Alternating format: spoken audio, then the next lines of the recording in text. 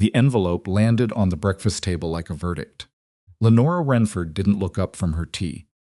She simply slid the photograph across the white linen, Silas Mercer's photograph, the Colorado cattleman who wanted a wife, and smiled at her stepdaughter with the particular cruelty that requires no raised voice. "We'll send you," she said. "Let him see what he actually gets." Camille laughed. Edmund Renford stared at his plate.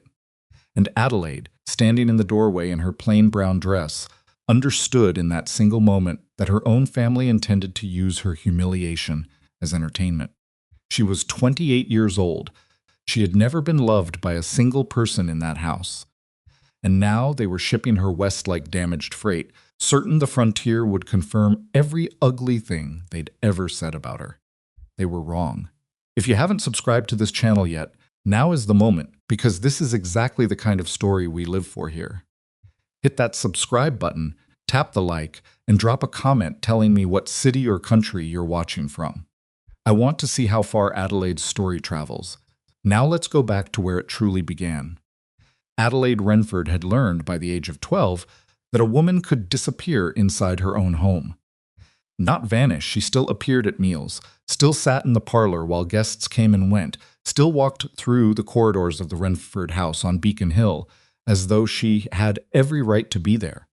But she had mastered the art of making herself so quiet, so unremarkable, so thoroughly not worth noticing, that for long stretches of time the people she lived with seemed to genuinely forget she existed. She had learned this the hard way. In the early years, after her mother died and Edmund Renford brought home Lenora and her daughter Camille, Adelaide had tried. She had tried the way children tried desperately, transparently, with no strategy and no dignity. She'd left drawings on Lenora's vanity table. She'd asked Camille if she wanted to play. She dressed carefully before dinner and sat up straight and said all the correct things in all the correct ways, waiting for some acknowledgement that she was, in fact, present. What she got instead was Lenora's voice, smooth as river water and twice as cold, saying to a guest one evening, "Oh, Adelaide is Edmund's from his first wife." Rather serious child, isn't she? Not much of a face, but she reads a great deal. Said as though Adelaide were a piece of mismatched furniture the family had been too polite to discard. She stopped trying after that. She retreated into books, into medicine, into the quiet hours she spent apprenticing under Dr. Harlan Gibbs, an aging physician who practiced on the poorer side of Boston, and who never once in 5 years made Adelaide feel that her presence was anything other than useful. Dr. Gibbs taught her to suture wounds and set bones. He taught her the difference between a lung infection and consumption, and which herbs could bring a fever down when laudanum wasn't available, and how to speak to a person in pain, so they trusted you enough to stay still. He taught her, without ever saying so directly, that there were places in the world where what a person could do mattered more than what they looked like doing it. She thought about that a great deal. She thought about it the morning the letter arrived from Colorado. Edmund had been the one to read it aloud at breakfast, in that halting way he had Edmund, who had once been a decisive man, and had somewhere along the years become something more like a well-dressed obstacle. The letter was from a cattleman named Silas Mercer, writing through a frontier correspondence service. He had a prosperous ranch outside a settlement called Stonehaven.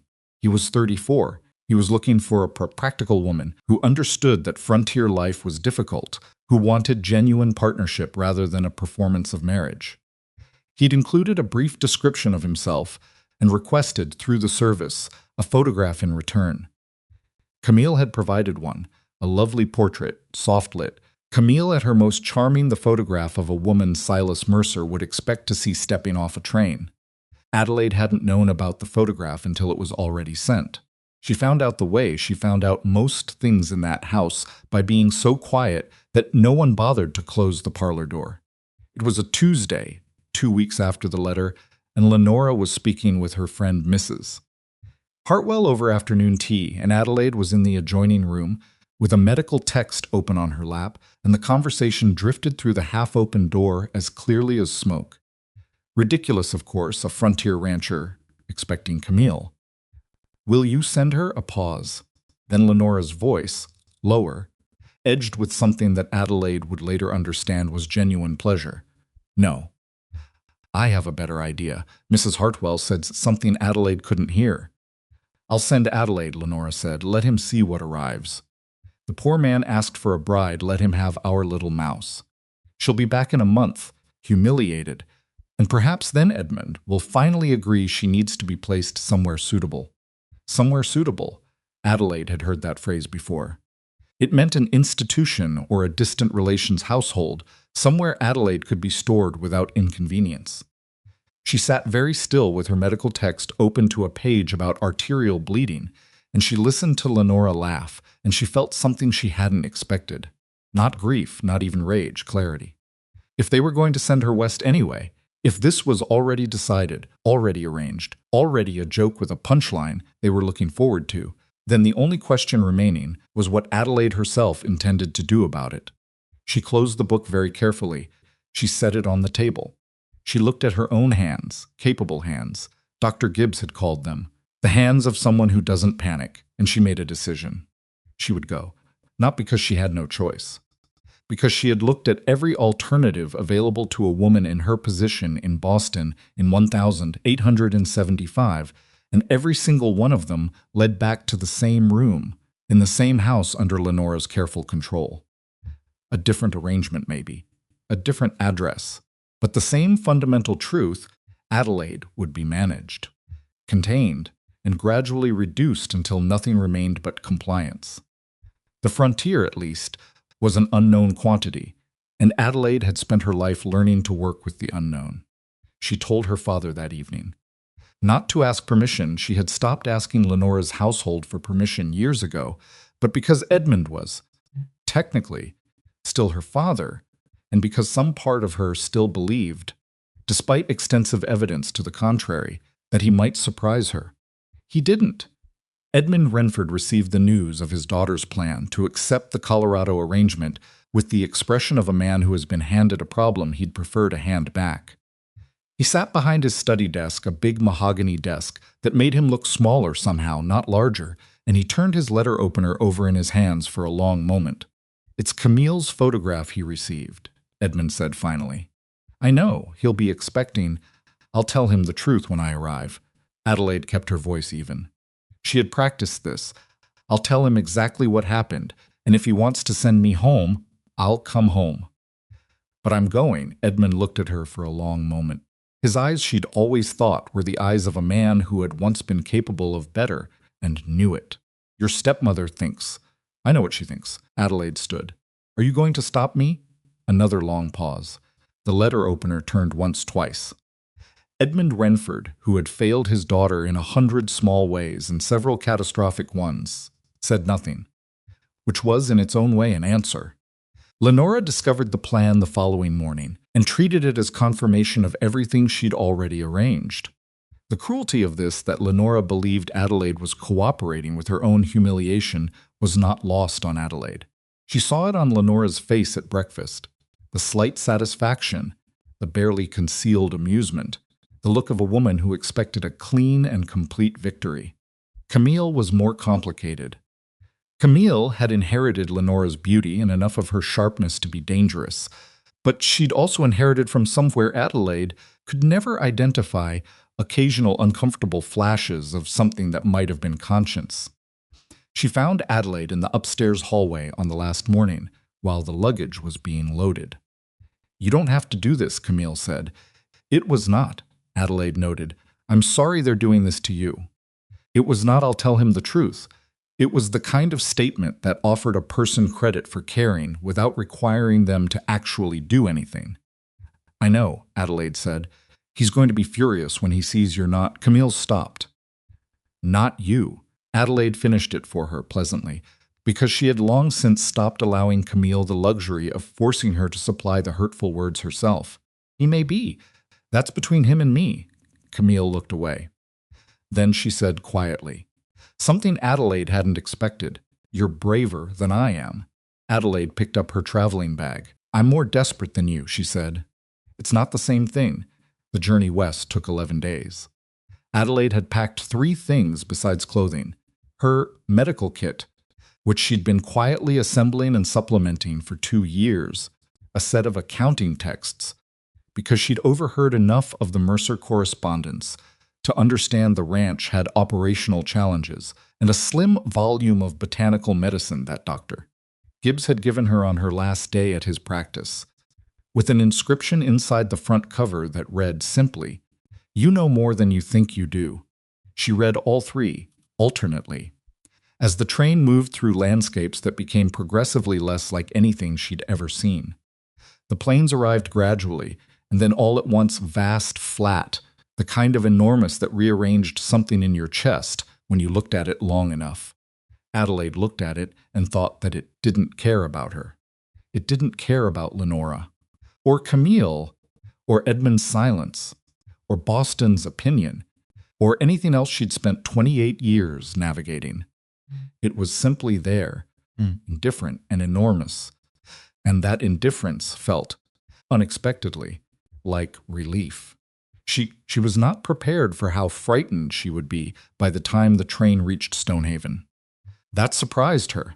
She'd thought she was past fear, had believed that a woman who'd already absorbed the worst her family could offer had used up her capacity for that particular feeling.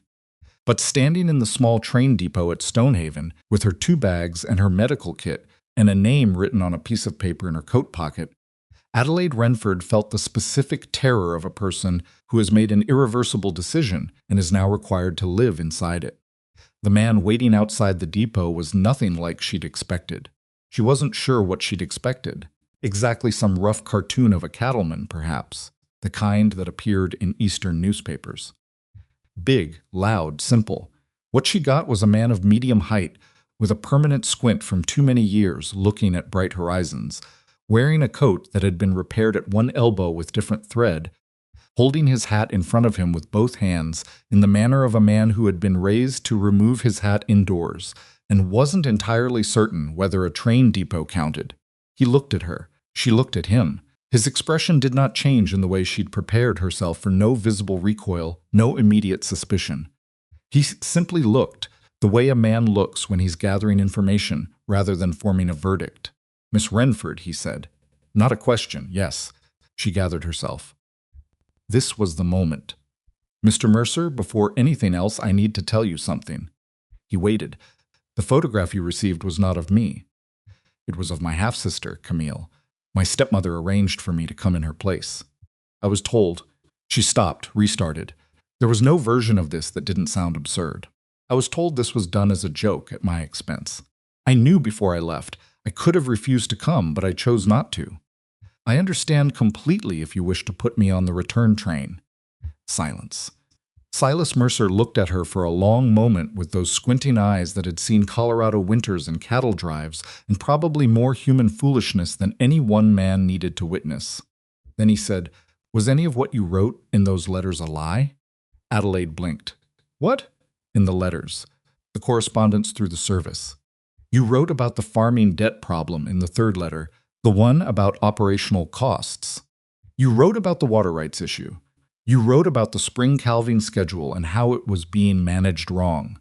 He tilted his head slightly. "That was you writing those, not whoever sent the photograph." "That was me." He nodded slowly. "Then we're already ahead of where I thought we'd be." He put his hat back on. "I've got a wagon outside. It's 2 hours to the ranch. You can tell me more on the way." Adelaide stared at him.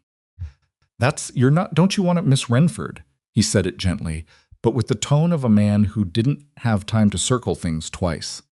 "I asked for a woman who knew how to think and wasn't afraid of difficult work. I didn't ask for a particular face. Whatever your family did, that's between you and them. What I care about is whether the person standing in front of me is who those letters said she was." Picked up one of her bags before she could protest. "Are you?" he asked. Adelaide looked at this man, this practical, sun-worn, elbow-patched stranger who was offering her something no one in Boston ever had, and felt the terrifying, exhilarating sensation of a door swinging open in front of her. "Yes," she said, "I think I am good." He started toward the wagon. "Because one of my hands broke his arm yesterday, and I've got no one who knows a thing about setting it properly, and I'd rather not lose the use of him for the whole season." Adelaide picked up her medical kit and followed him. She didn't look back at the depot. There was, she decided, no point. The 2 hours to the Mercer Ranch were less awkward than they should have been, which surprised Adelaide more than anything else that day. Silas Mercer turned out to be someone who talked when he had something to say and didn't when he didn't, which Adelaide found extraordinary after a lifetime of Lenora's household, where silence was always loaded with implication and every word was a small weapon. He told her about the ranch without embellishment: 300 head of cattle, 8 permanent hands, a bunkhouse, a main house that needed work on the roof, a water source that had been reliable but was becoming less so. He told her about the debt he'd taken on to expand the herd 2 years ago, and that it was manageable but not comfortable. He told her that the settlement of Stonehaven had a general store, a blacksmith, a small church, and no physician within 3 days' ride. That last detail he mentioned almost in passing. Adelaide filed it carefully. She told him, in return, about Dr. Gibbs, about the 5 years of apprenticeship, the procedures she'd assisted with, the cases she'd managed independently near the end when the doctor's hands had begun to shake. She told him about the accounting texts she'd brought, which she'd studied, because the third letter of correspondence had mentioned a bookkeeping system that seemed to her, from the outside, deeply inefficient. He glanced sideways at her when she said that. "You were already trying to fix it," he said. Not an accusation, more like a man recalibrating something. "I was interested," she said carefully. "That's the same thing, isn't it?" She considered that. "Yes," she admitted, "usually." They arrived at the ranch as the sun was setting that particular Colorado sunset that Adelaide had not known existed, the kind that turns everything briefly gold and enormous, and she saw the main house for the first time, and it was nothing like Boston, and it was nothing like what she'd imagined, and something in her chest that had been clenched since childhood took one careful, experimental breath. She didn't tell herself it would be fine. She had enough experience with her own capacity for wishful thinking to be cautious about that. But she looked at the house, and the land, and the strange wide sky, and she thought, this is real. Whatever happens here, it will be real. That was more than she'd had in a very long time. She set the broken arm that night by lamplight with 2 ranch hands holding the patient still and Silas standing in the doorway watching with his arms folded and an expression Adelaide couldn't quite read. The man whose arm she was setting was named Roy Older, weathered, the kind of man who'd broken bones before and was trying very hard not to make noise about it. She talked to him while she worked. That was something, doctor. Gibbs had taught her keep them talking, keep them present, make them feel like a person being helped rather than a body being worked on. "How long have you been on the ranch?" she asked. Roy gritted his teeth. 6 years. Before that, Army. A hiss of pain as she aligned the bone. "Sorry, ma'am." "Don't apologize," she said. "I'm the one causing the pain." She kept her hands steady. Steady was the only thing that mattered. Almost done. When it was finished and splinted, and Roy was sitting up looking pale but intact, he looked at her with the expression of a man who has just revised an opinion. "Where'd you learn that?" he asked. "Boston," she said.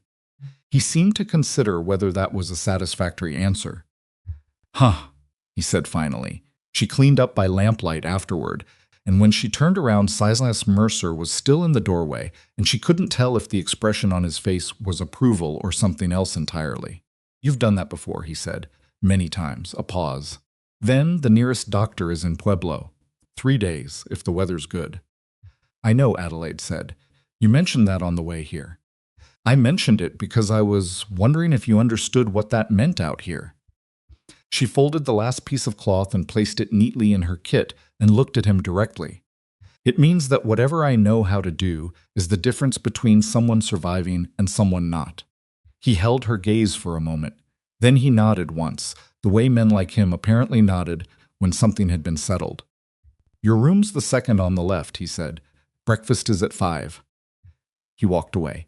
Adelaide stood in the lamplight with her medical kit in her hands, in a house in Colorado territory that was nothing like anything she'd been raised to expect, and felt something she recognized distantly as the precursor to hope.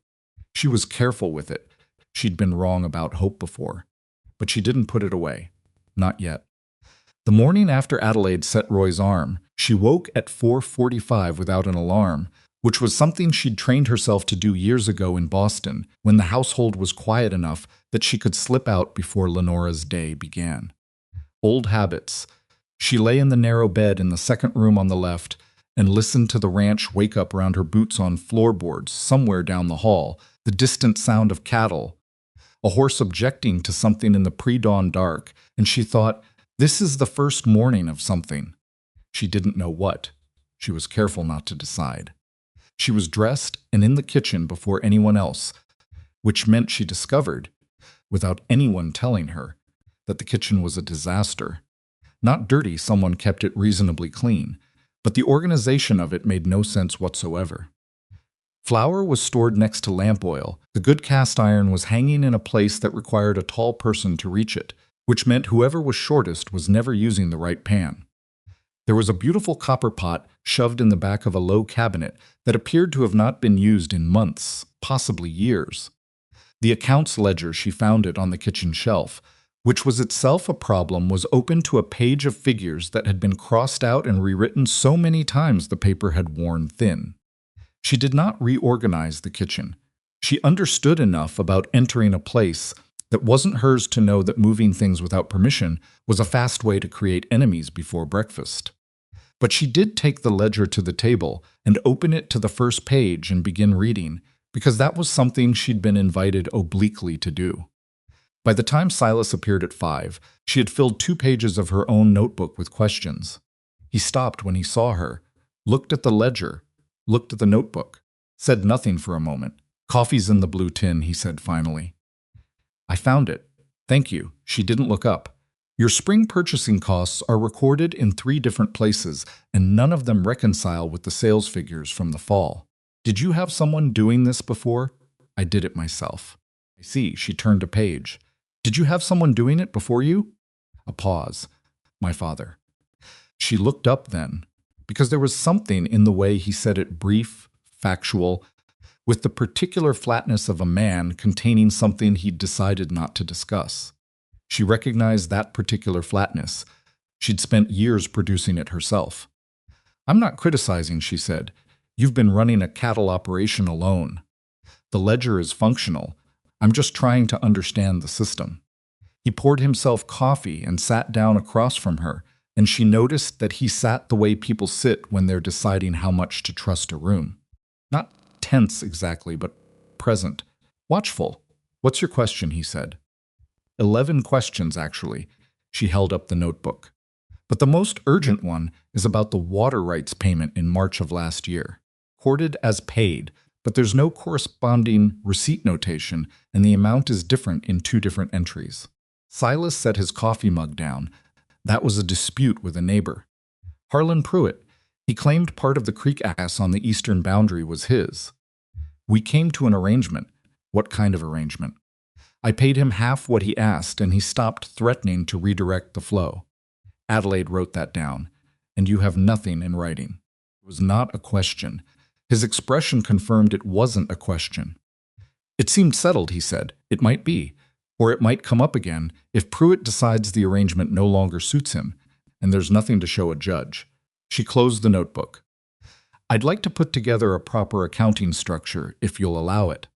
It won't take long, a week, maybe 2, and it will make everything cleaner if you ever need to borrow against the operation or defend it legally."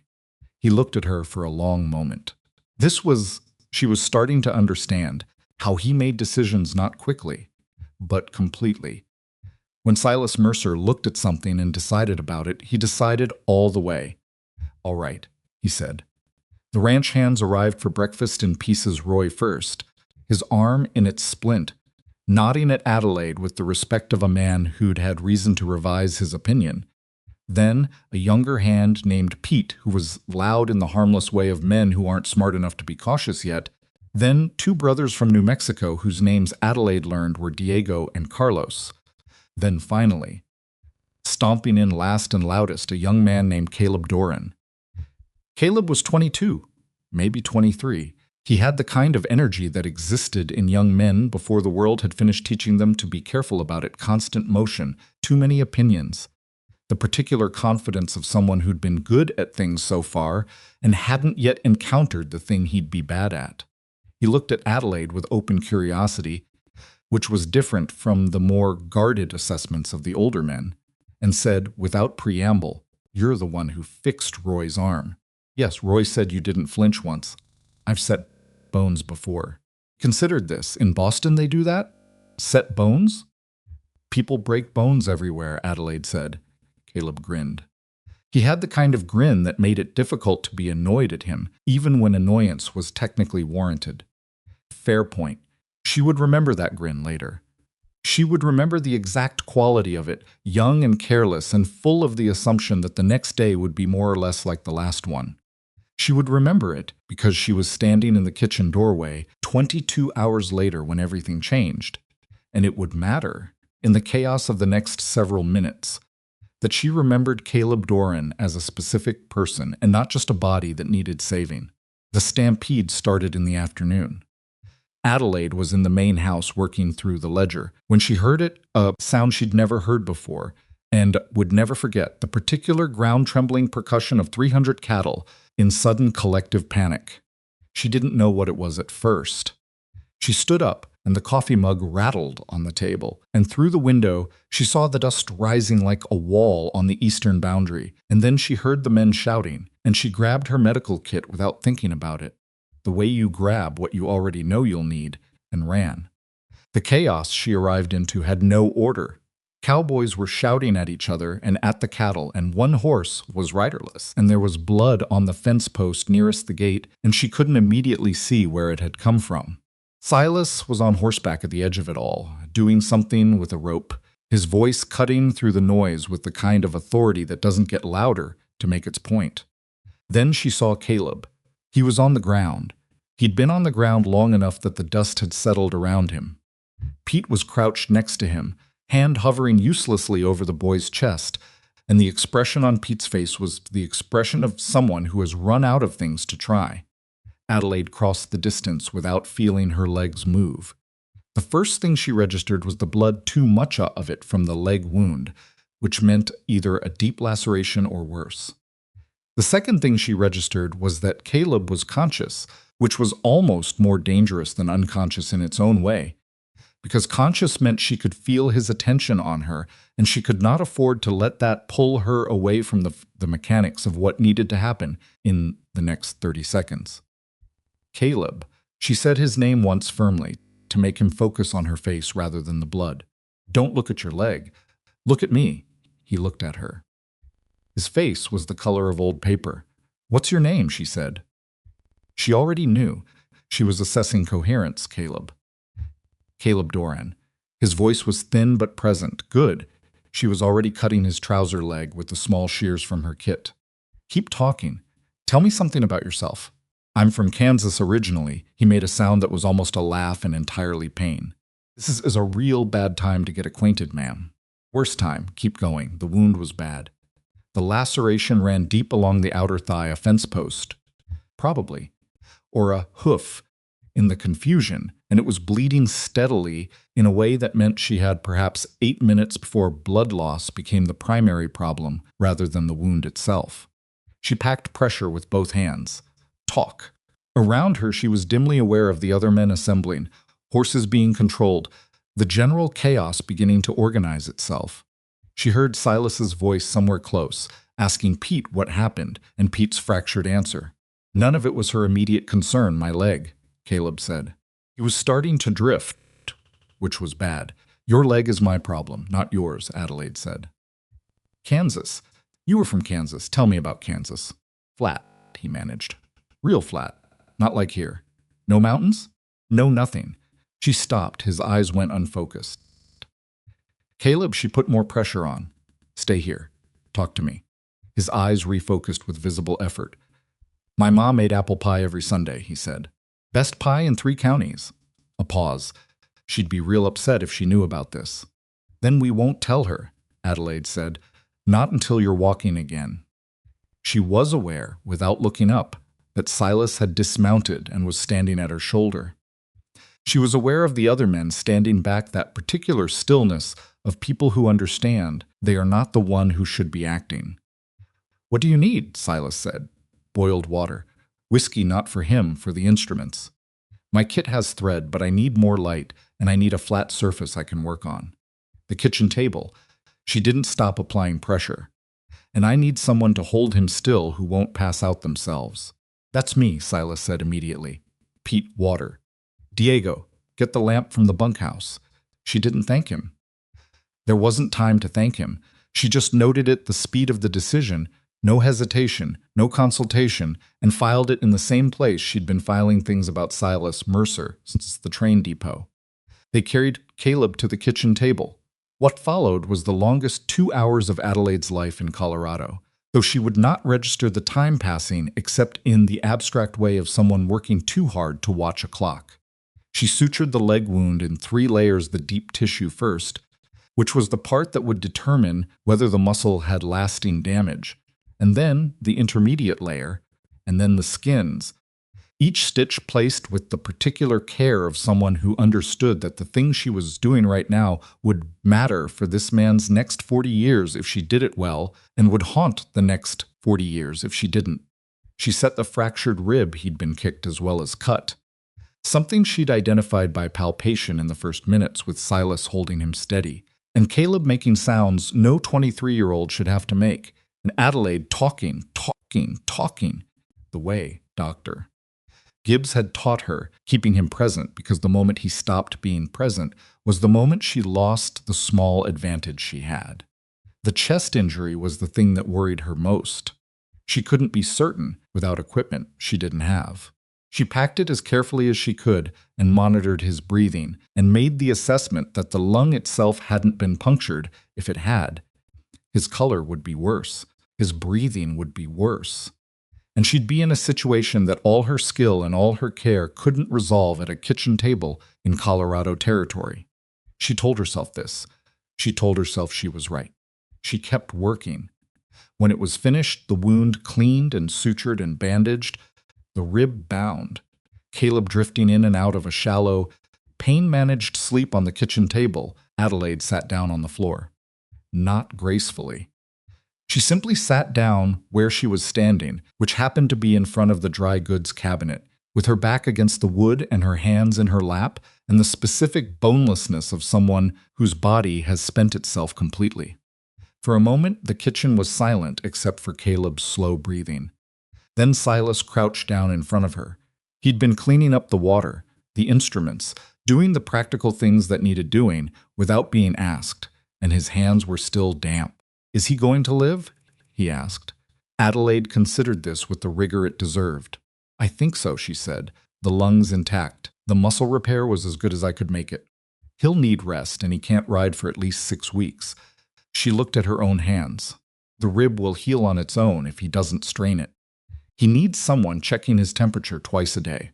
Infection is the danger now, not the blood loss." Silas nodded. "I don't have everything I'd need if something goes wrong," she said. She felt the need to say this clearly. "If he develops a serious infection or the lung was more damaged than I can detect, I can't." "I know," Silas said. "But he's alive right now." He paused. "An hour ago he was going to die on that fence. You know that." She looked up at him. "Pete was standing there," Silas said. "Roy was standing there. I got there and I didn't know what to do either. Something crossed his face that wasn't quite easy to name. You did." Adelaide didn't know what to do with that.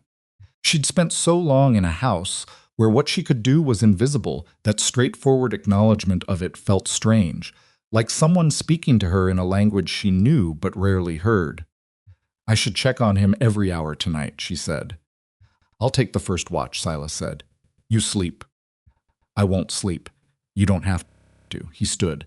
"But sit somewhere with a cushion at least." She would have found that almost funny if she'd had the energy. The next morning, Caleb's fever was low, 101, which was expected and not yet alarming, and his color was better than it had been when she'd last checked at 2 in the morning. She changed the dressings, which was not a pleasant process for either of them. and he bore it with the dignity of a young man trying not to demonstrate to a woman how much pain he was in, which Adelaide found both touching and slightly counterproductive. "You don't have to be brave," she told him while she worked. "I'm from Kansas," he said through his teeth. "We're stubborn, not brave." "What's the difference?" "Brave is when you have a choice." He exhaled carefully. "Stubborn is when you're too annoyed to give in." Adelaide found to her own surprise that she laughed. It wasn't a polished laugh or a diplomatic one. It was the kind that arrives before you've decided to have it startled out of you. Caleb looked pleased with himself, which made him look about 17. "Better," he said. "Better what?" "Better than that look you've been wearing. Like you're waiting for something to go wrong."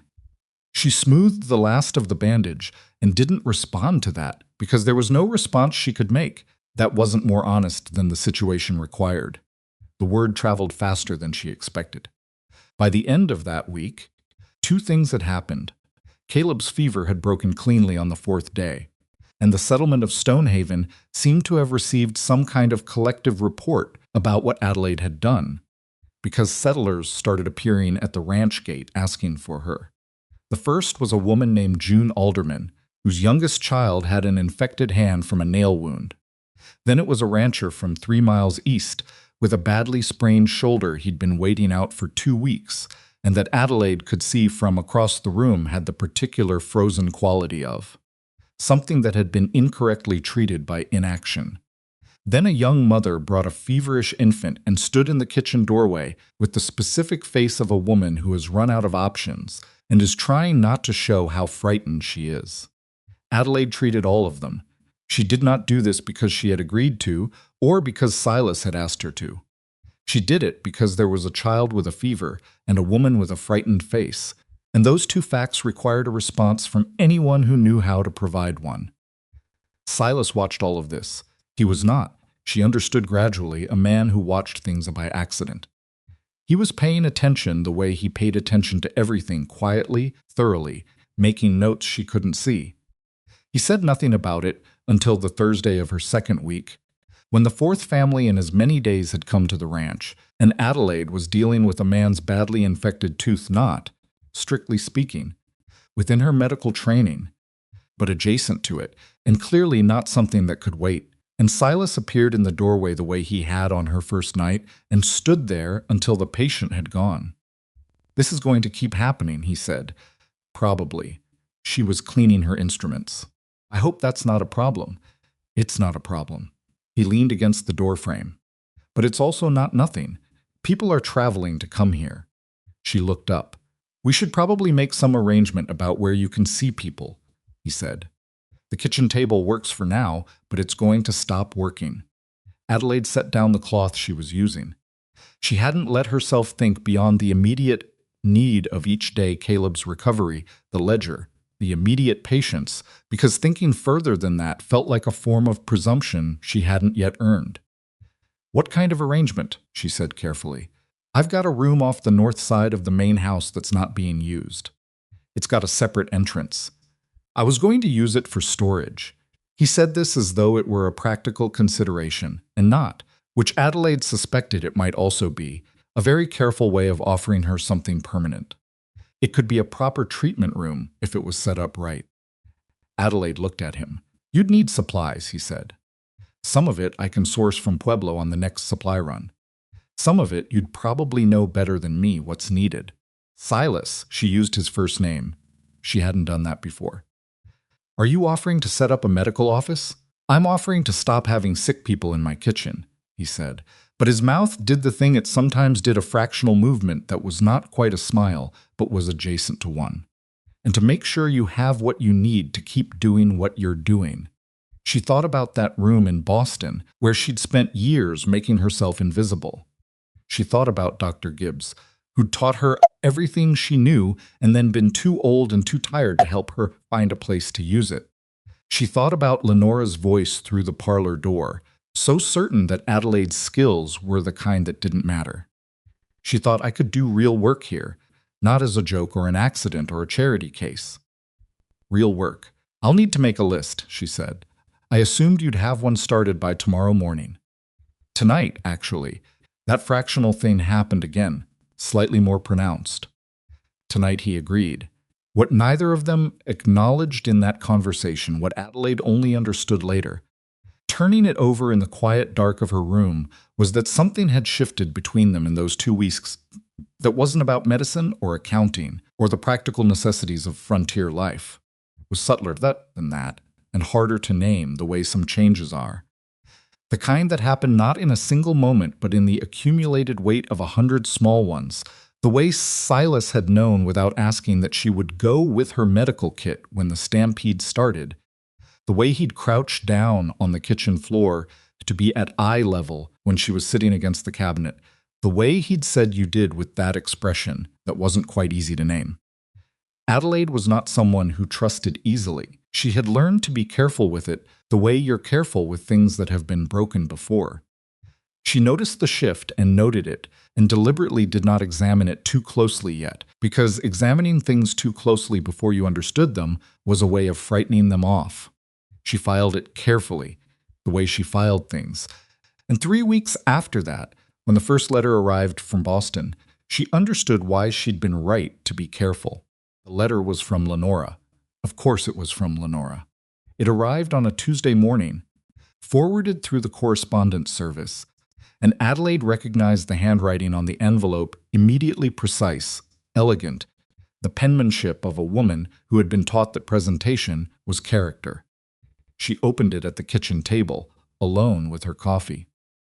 The letter began with pleasantries, which was already alarming, one because Lenora Renford had never in Adelaide's memory wasted time on pleasantries unless something was coming that required them as cover. It asked after Adelaide's health in the manner of someone who did not particularly care about Adelaide's health. It mentioned, casually, that Silas Mercer was known to some of Lenora's acquaintances in certain Eastern business circles, cattle buyers. Adelaide understood, people who dealt in significant sums. And then, in the third paragraph, the real point. I hear things are going unexpectedly well for you out there. Adelaide, I do hope Mr. Mercer understands what he has in his house. Some men would not take kindly to the truth about how you came to be there, and the kinds of women who present themselves under false pretenses. Adelaide read this twice. She set the letter on the table. She picked up her coffee, which had gone lukewarm. Lenora was going to tell people. That was the message. She was going to spread a version of the story, the fraudulent bride, deception, the mentally unstable woman who'd inserted herself into a vulnerable frontier man's household through whatever channels were available to her. And she was going to do it in a way that made herself the wronged party and Adelaide the threat. Adelaide sat with this for a long moment. Then she picked up her pen. She did not write to Lenora. She'd learned as a child that responding to Lenora directly was exactly what Lenora wanted. It meant the game was on Lenora's terms, on Lenora's schedule, with Lenora controlling the board. Instead, Adelaide wrote to Silas. A brief note, left on his office desk before he came in from the morning rounds.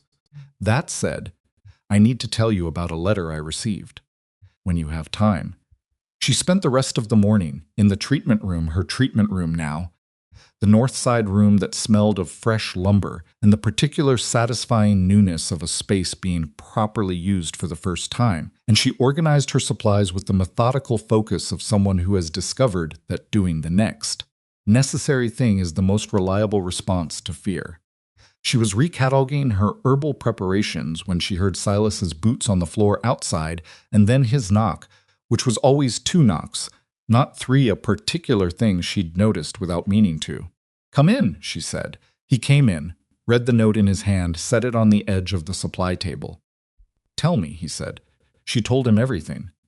All of it the overheard conversation, Lenora's original plan, the nature of the letter, what she understood it to mean. She told it flatly and completely, the way she'd told him about the photograph at the train station, because she'd found that the only way to deal with Silas Mercer was straight on. He was not a man who appreciated the withholding of relevant information. He listened without interrupting. When she finished, he was quiet for a moment, and she waited. Are you worried she can damage the ranch? He said. It was the first question, which told her something about what he considered primary. Some of your eastern cattle buyers are connected to Lenora's social network, Adelaide said. If she gets the right version of this story in the right ears, it could complicate business relationships. I don't know how much. I don't know which buyers. I do, he said. He looked at the wall in that way he had when he was running through something. There are two who'd be influenced by that kind of talk. The rest wouldn't care. A pause. Is there anything she can do legally? I've been thinking about that. Adelaide turned her pen over in her fingers. She could claim the correspondence involved misrepresentation. She'd have a difficult time making it stick, especially since I disclosed the situation to you immediately and you chose to proceed. But she could make noise about it. She could claim I'm being held here under some kind of false circumstance. Silas looked at her directly. Are you? No, you've said that. I believe you, he said it simply, without drama, which was the most Silas Mercer way of saying something she'd yet encountered. Then the facts are the facts, and anyone who asks will hear them. Facts don't always win against money in a story, Adelaide said. No, he agreed to this without argument. They don't.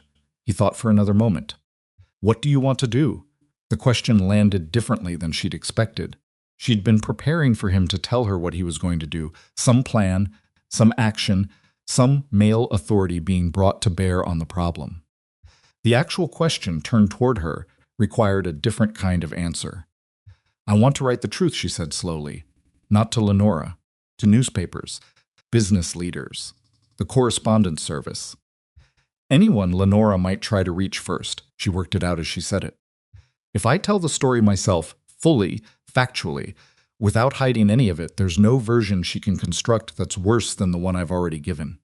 She loses the weapon. Silas looked at her for a long moment. That's going to draw attention, he said. Yes, people will have opinions. They already do. She met his eyes. I've spent my whole life trying to be small enough that nobody noticed me. It didn't protect me. She sent me here as a joke because I'd let myself be invisible. I'd rather be large and known than invisible and managed. He said nothing for a moment. Then, all right. Write it. He moved toward the door. You know how to tell a story honestly. I've read your letters. He paused at the door. And Adelaide. She looked up. Whatever you write, he said, write it as someone who made a choice to be here. Because that's what you did. He left.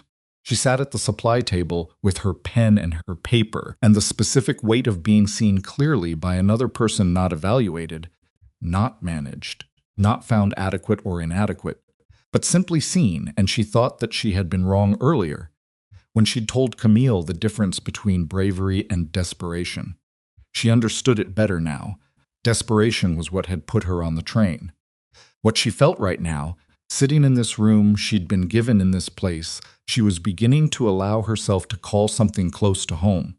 With a pen in her hand and a story to tell, and a man who'd asked what she wanted, what she felt right now was something different. It was, she thought, as close to courage as she'd ever come. She picked up the pen.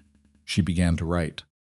The letters Adelaide wrote took 3 days to complete and another week to send, because sending them correctly required a kind of strategy she'd never had occasion to use before, not defensive strategy, not the strategy of making herself smaller, but something more like the strategy of a person who understands that the first version of a story is the one that sticks.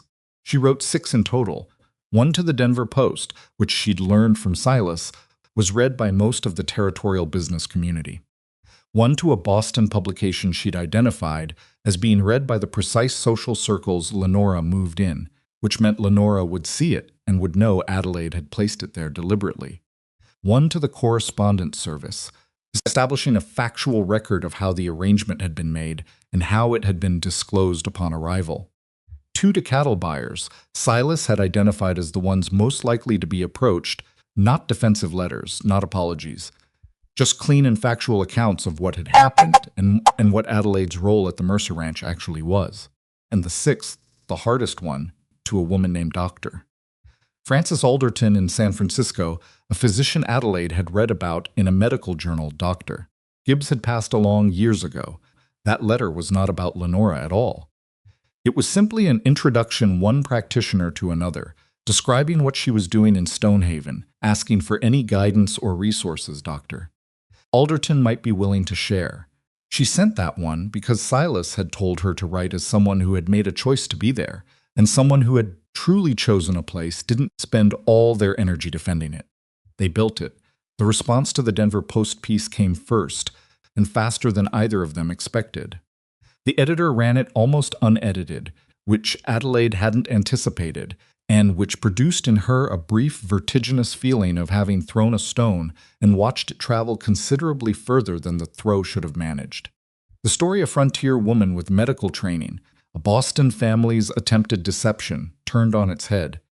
A practical marriage built on honesty turned out to be exactly the kind of thing that newspapers in 1000. 875 would run on the front page of their regional edition because it contained simultaneously a villain, an unlikely heroine, and a setting that Eastern readers found romantic and Westerners found validating. She had not intended to become a story. She had intended to control the facts before Lenora could distort them. The two turned out to be, in this case, the same thing.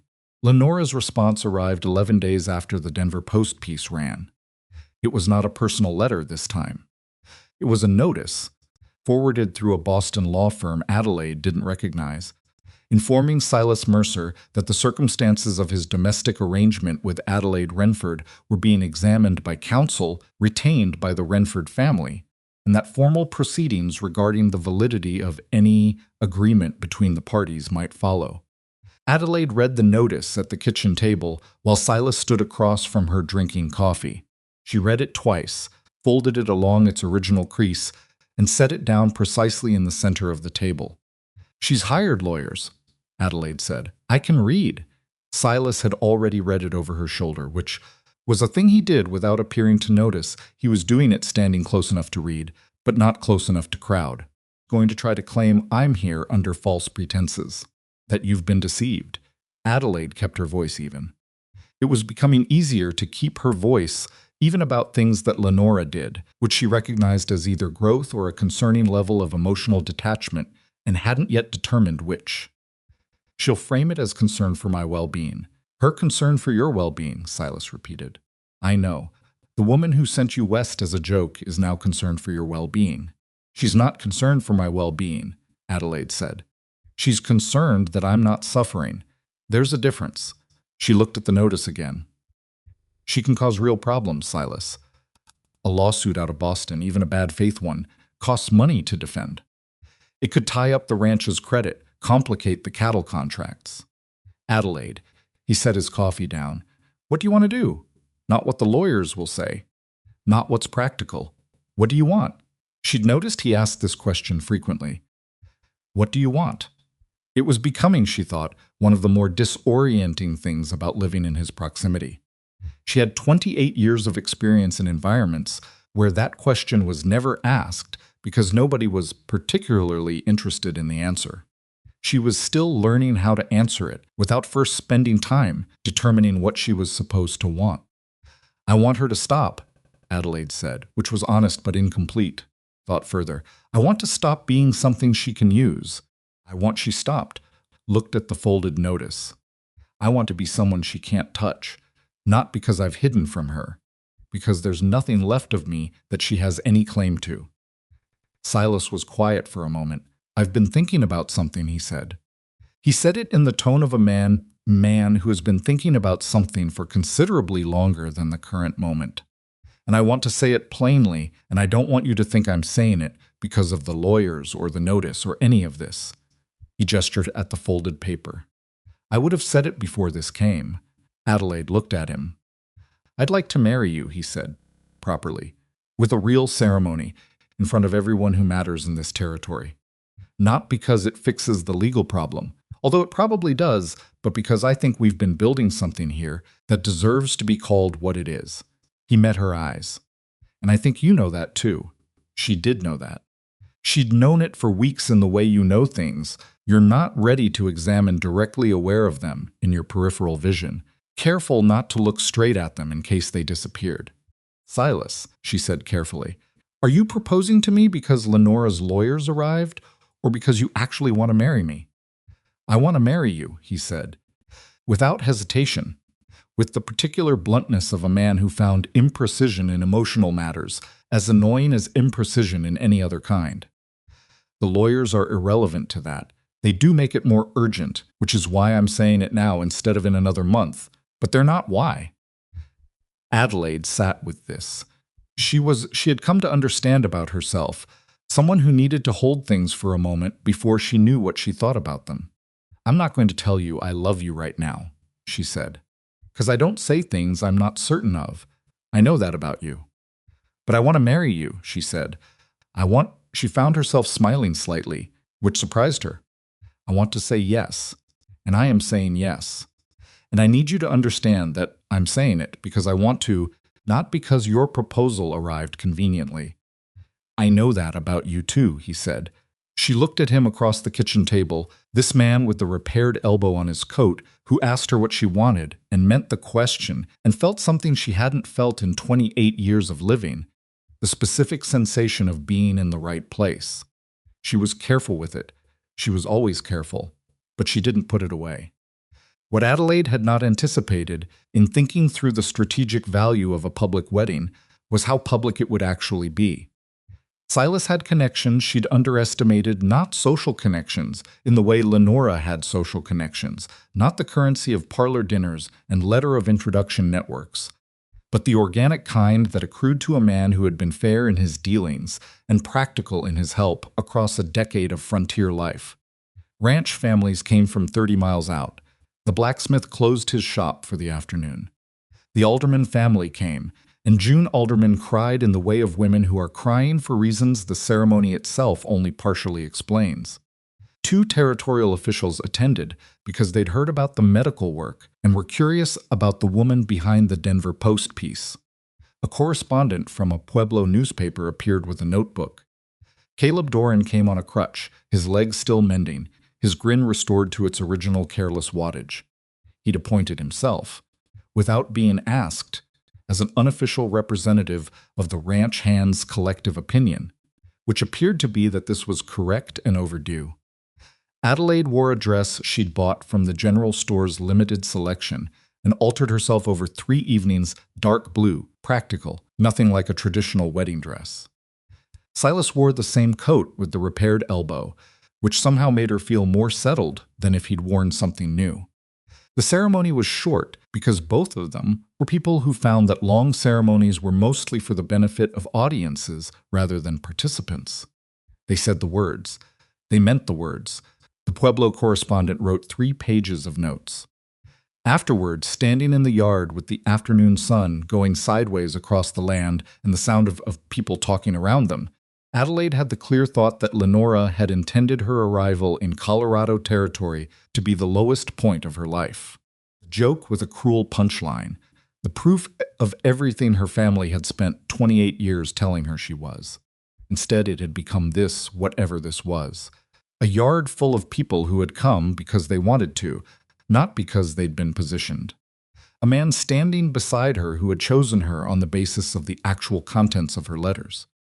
A treatment room with her name on the supplies and patients who came back, not because they had nowhere else to go, but because they trusted her. She thought, I won, and she doesn't even know it yet. She thought, she's about to find out. The winter came early that year, or so Silas told her. She had no prior Colorado winters to compare it to, so she had to take his word on the relative severity of things.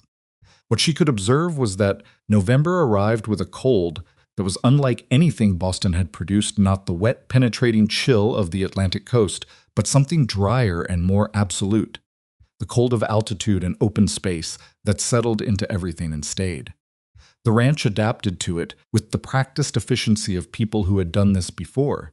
Livestock moved to winter pasture. Supplies inventoried. The treatment room stocked with the particular concerns of the cold season, which meant mostly frostbite, respiratory infections, and the accidents that came from people making decisions in poor visibility. It was on a Thursday afternoon in early November that Ben Hartley, a homesteader from the northern boundary of the settlement, came to the ranch on horseback, looking like a man who had been running on fear for the last several hours. Adelaide heard the horse first, and came out of the treatment room to find him in the yard, his coat gray with frost, explaining something to Silas in the rapid, slightly incoherent way of someone whose thoughts are moving faster than their words. She got there in time to catch the relevant facts.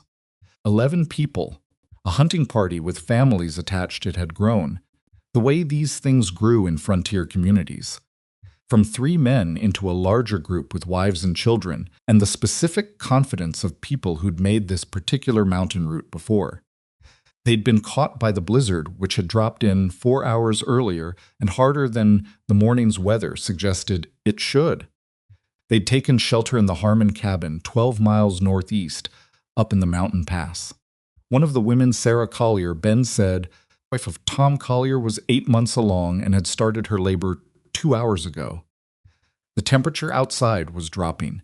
The nearest doctor was 3 days away in the best conditions, and these were not the best conditions. Adelaide went back into the treatment room before Ben had finished explaining.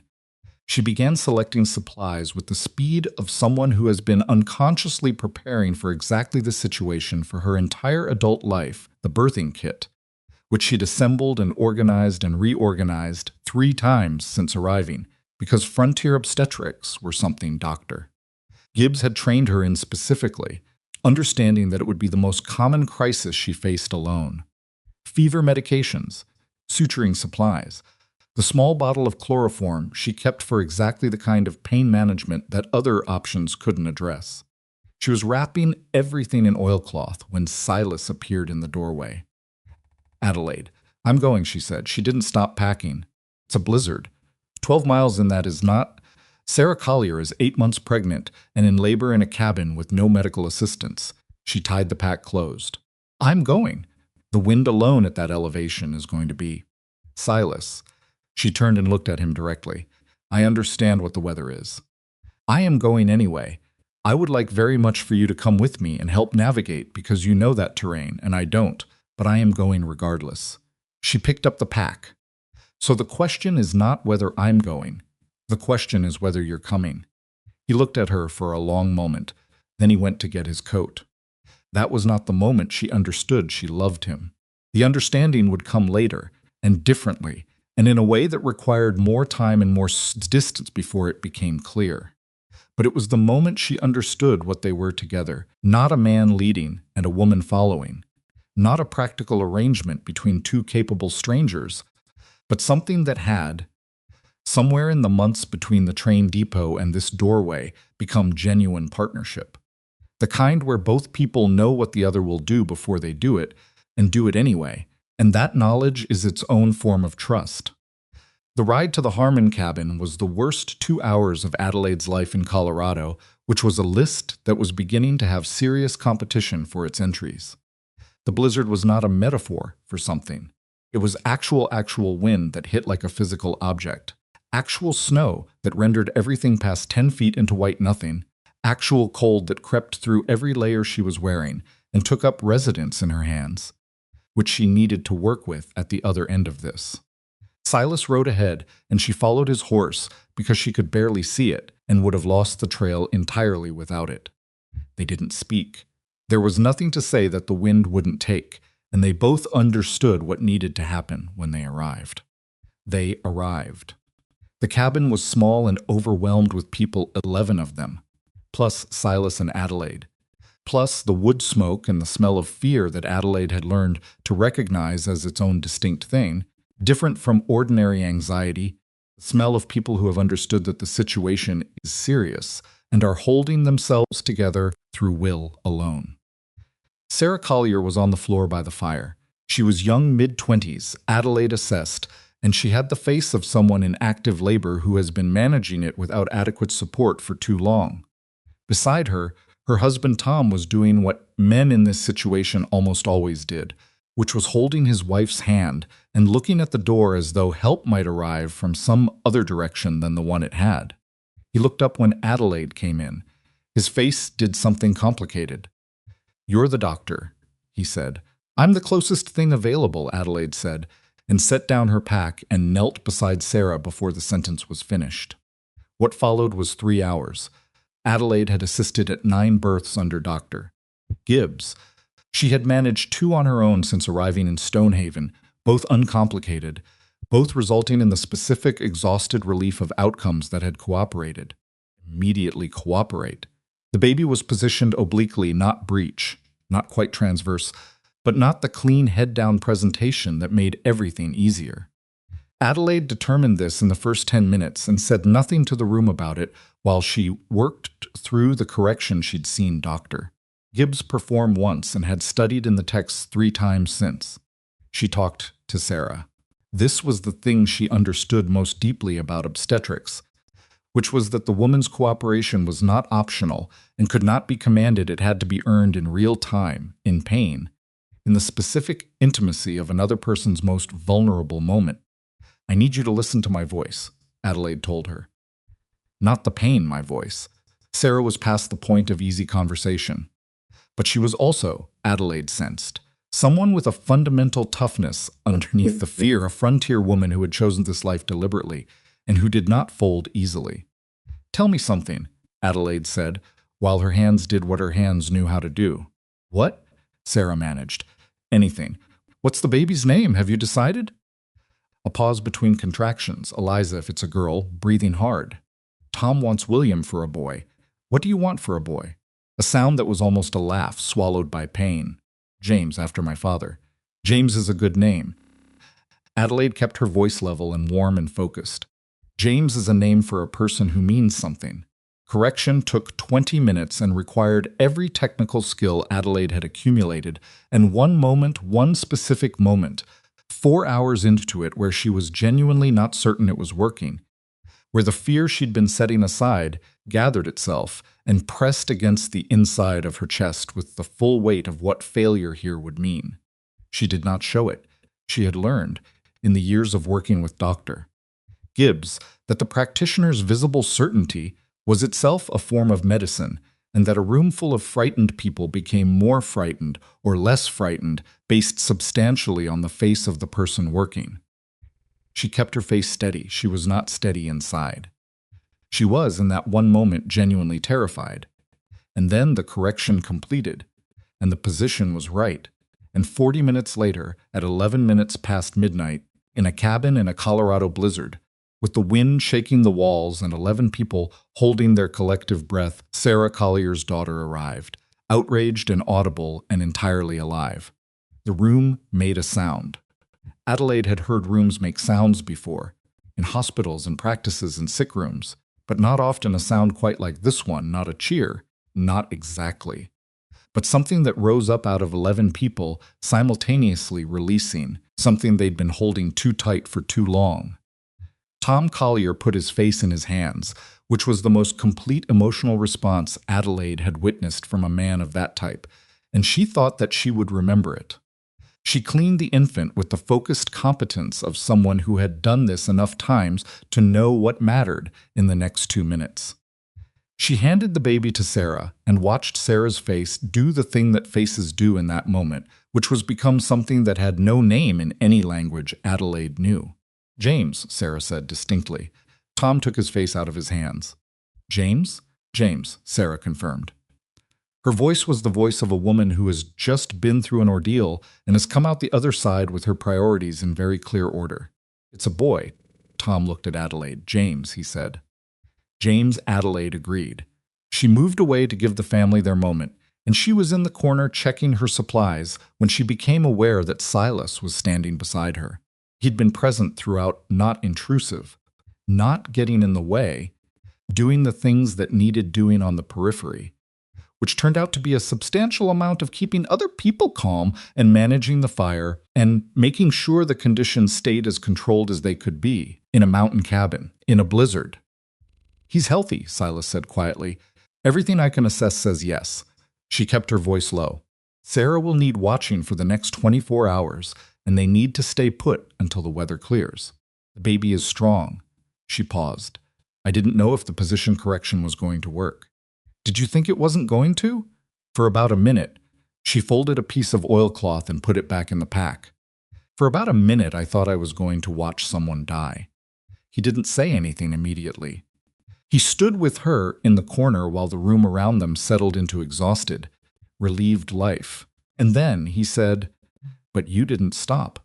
"No, that's what matters." She looked at him sideways. "It's not nothing that I was afraid." "I know it's not nothing." He met her eyes. "You were afraid and you didn't stop. That's what I'm saying."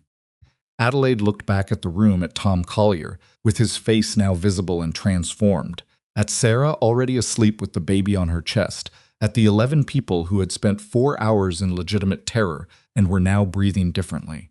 Thought about what Caleb had said months ago in the treatment room with his leg half mended. Brave is when you have a choice.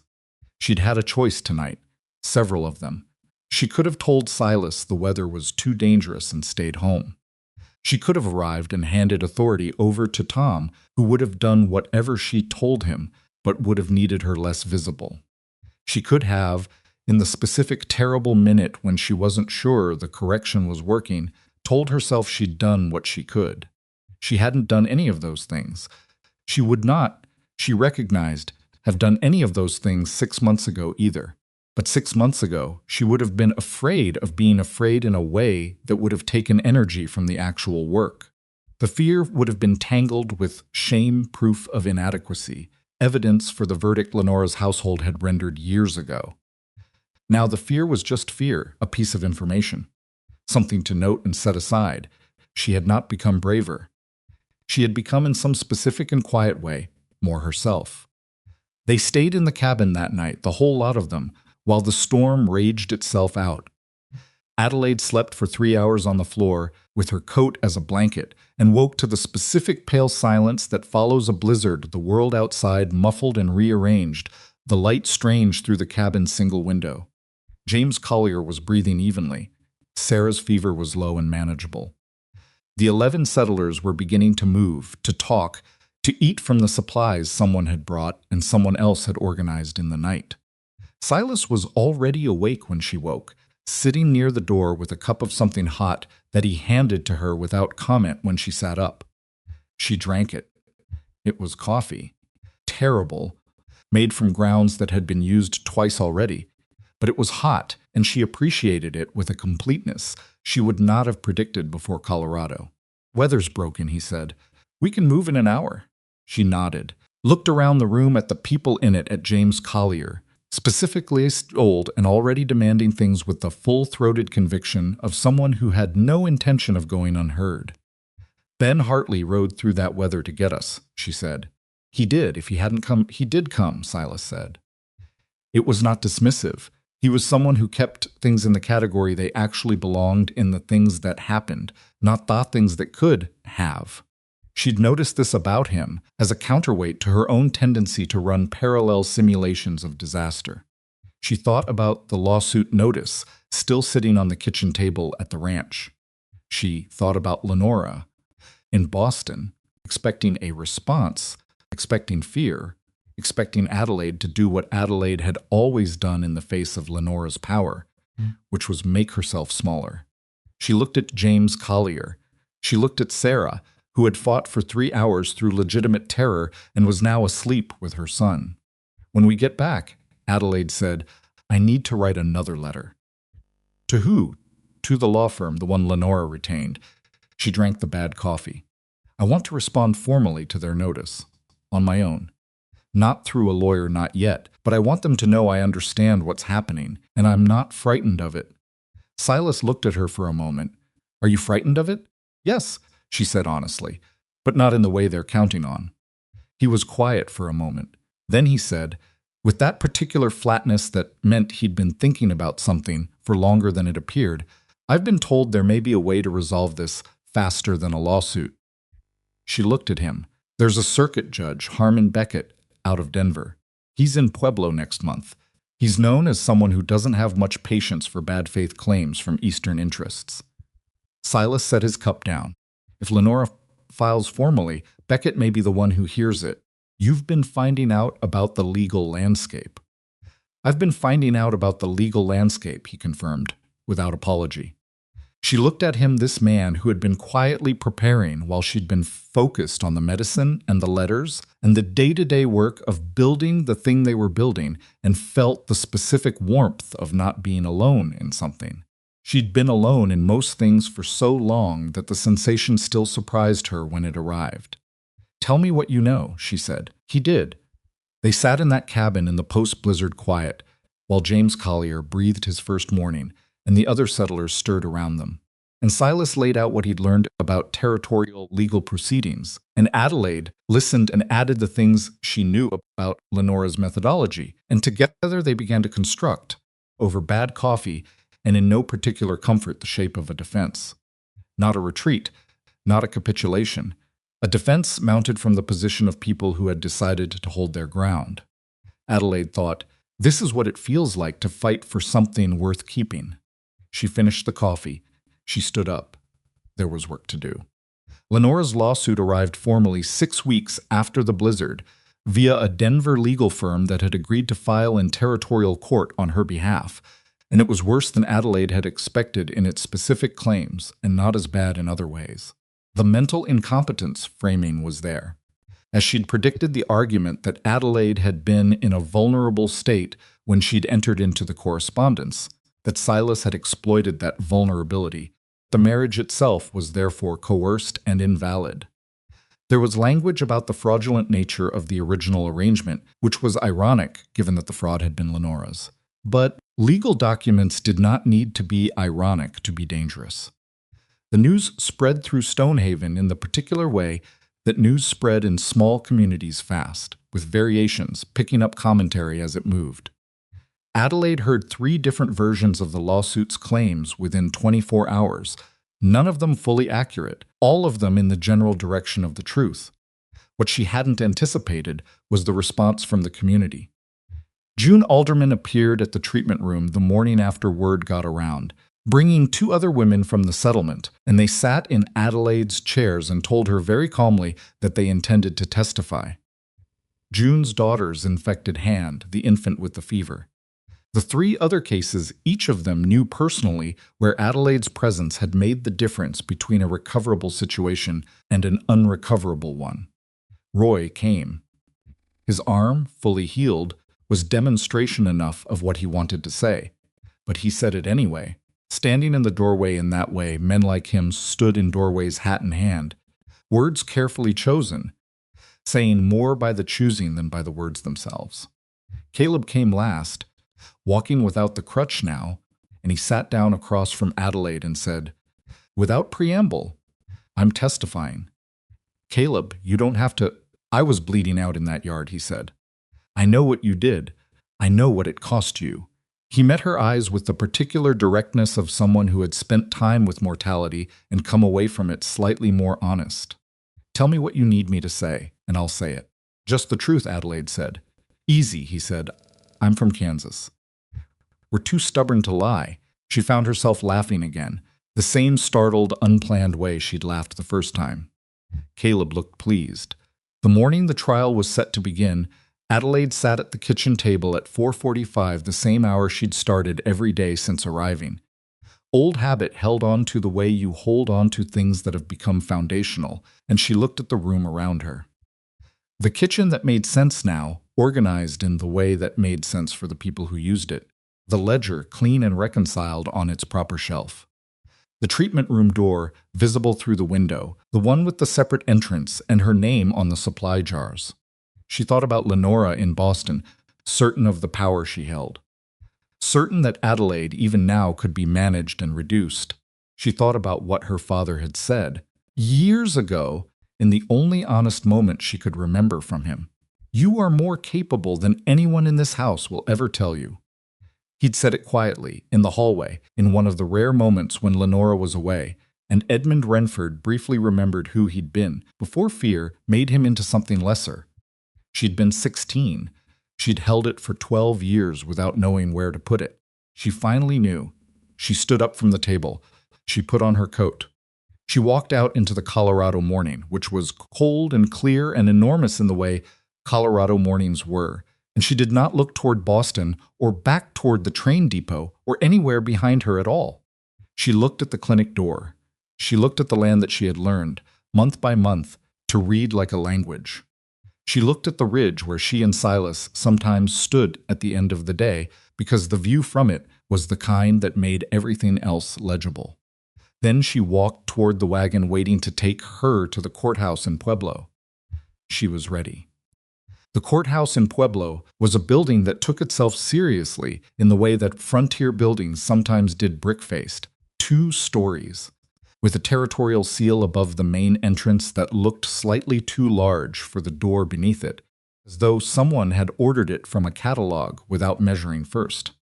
Adelaide looked at it from the wagon seat and thought that it was the most official-looking thing she'd seen since leaving Boston, which was either reassuring or ominous, and she hadn't decided which. Silas helped her down from the wagon without making it into a gesture. That was one of the things she'd learned to notice about him, the way he did things that could have been gestures without making them into ones. Without the particular performance that men sometimes applied to small courtesies to ensure they were credited for them. He just helped her down and then stood beside her and looked at the building with the same assessing squint he applied to weather and cattle and legal notices. "Ready?" he said. "No," she said, "let's go in." The courtroom was already half full when they arrived, which startled her. She hadn't expected an audience. She'd written the Denver Post piece herself. She understood that she'd become a story, but the abstract knowledge of that was different from walking into a room and seeing it embodied in actual people who had traveled to Pueblo to watch what happened to Adelaide Mercer. She recognized faces. June Alderman in the 3rd row with her husband. Roy sitting straight back with his healed arm visible. Caleb in the aisle seat, because Caleb always sat in the aisle seat, something about not liking to feel hemmed in. Several other settlers she knew by name and medical history and the particular shorthand that developed between a practitioner and the people she treated. 2 men she didn't recognize who had the look of newspaper correspondents' notebooks already out, pencils ready. Lenora's legal representative was already at the plaintiff's table. His name, Adelaide had learned through the legal correspondence, was Aldous Ferris, a Boston attorney who had made the journey west with the particular expression of a man who found everything west of the Hudson professionally regrettable. He was well-dressed in a way that looked slightly wrong for the room, like a word used in the wrong sentence. He looked at Adelaide when she entered, and his expression did not change, which was itself a kind of communication. Adelaide sat down at the defendant's table beside the attorney. Silas had retained a territorial lawyer named George Cutter, who was not elegant and not particularly impressive on first impression, but who had, Silas had told her, won the last 7 cases he'd taken to Judge Beckett, which was the relevant credential. Cutter had a calm, unhurried manner that Adelaide had initially misread as complacency and had later understood was something more like absolute confidence in his own preparation. "How are you feeling?" Cutter asked her quietly, while the room settled. "Like I'm about to be put on trial for making decisions about my own life," Adelaide said. "That's accurate." Cutter sorted his papers. "Don't let it make you angry in ways that show. Beckett doesn't like visible anger from defendants. It reads as guilty to him, even when it's not." "I've been managing visible anger my entire life," Adelaide said. "That's not the problem." He looked at her sideways. "What is?" "Making sure the truth is the loudest thing in the room," she said. Lenora's version is more dramatic than mine. Victimized Boston family, exploited daughter, dangerous frontier arrangement. It has a shape that's easy to follow. She straightened the papers in front of her that she didn't actually need to straighten. "The truth is less tidy. The truth usually is," Cutter said. He almost smiled. "That's why we have witnesses." Judge Harmon Beckett arrived at 9 o'clock. And Adelaide's first impression of him was that he was someone who had heard a very large number of stories and had developed, over years of hearing them, an accurate internal sense of which ones were true. He was in his late 50s, broad-shouldered, with the kind of face that had been weathered rather than aged, and he looked at the room when he entered the way you look at a room you are responsible for measuring it, counting for it, deciding what it needed from him. He looked at Adelaide. He looked at Ferris. He looked at the assembled audience, with an expression that was not quite a warning but was adjacent to one. "We're here," Beckett said, settling into his chair on the matter of Renford versus Mercer, which concerns the validity of a marriage, and the mental and legal competence of Adelaide Renford Mercer to have entered into said marriage of her own free will. He set down his papers. Mr. Ferris, this action was filed in Boston. My jurisdiction accepted it as a courtesy. I want the plaintiff's counsel to understand that courtesy has limits, and those limits are my patience. Make your case. Ferris stood with the practiced ease of someone who'd made cases in front of harder audiences. What he presented, Adelaide had to acknowledge, was a coherent version of events. Not the true version, but coherent in coherence. In a courtroom was its own form of currency. He described a vulnerable young woman from a respectable Boston family, estranged from her support system, placed in ambiguous circumstances by a correspondence arrangement her family had not properly authorized. He described Silas Mercer as a man who had received a fraudulent correspondence, a photograph of one woman, the arrival of another, and who had nonetheless proceeded with a domestic arrangement that Lenora Renford had concerns about from the beginning. He used the word concern 6 times in the first 10 minutes. He used the phrase her family's worry so frequently that Adelaide, who had been told not to show visible anger, found herself instead making very small marks on the paper in front of her. 1 mark per usage, which was a more productive use of her restraint. He did not call Lenora to testify in person. Adelaide hadn't expected him to. Lenora in a Colorado courtroom in front of settlers and newspaper correspondents was not an asset Ferris would deploy. Instead, he submitted letters. Lenora's letters, carefully selected, expressing the particular brand of concern that sounded maternal from the right angle and controlling from every other one. When Ferris finished, Beckett looked at Cutter, counselor. Cutter called Roy first. Roy stood in the witness box in his good shirt and told the story of his arm in the flat, unembellished way of a man who considered facts self-sufficient. He described the break, the absence of any physician within 3 days, and Adelaide's work precise, competent, completed without drama. He described his arm, now fully functional, and held it up by way of demonstration, which was the kind of evidence that didn't require interpretation. Ferris cross-examined.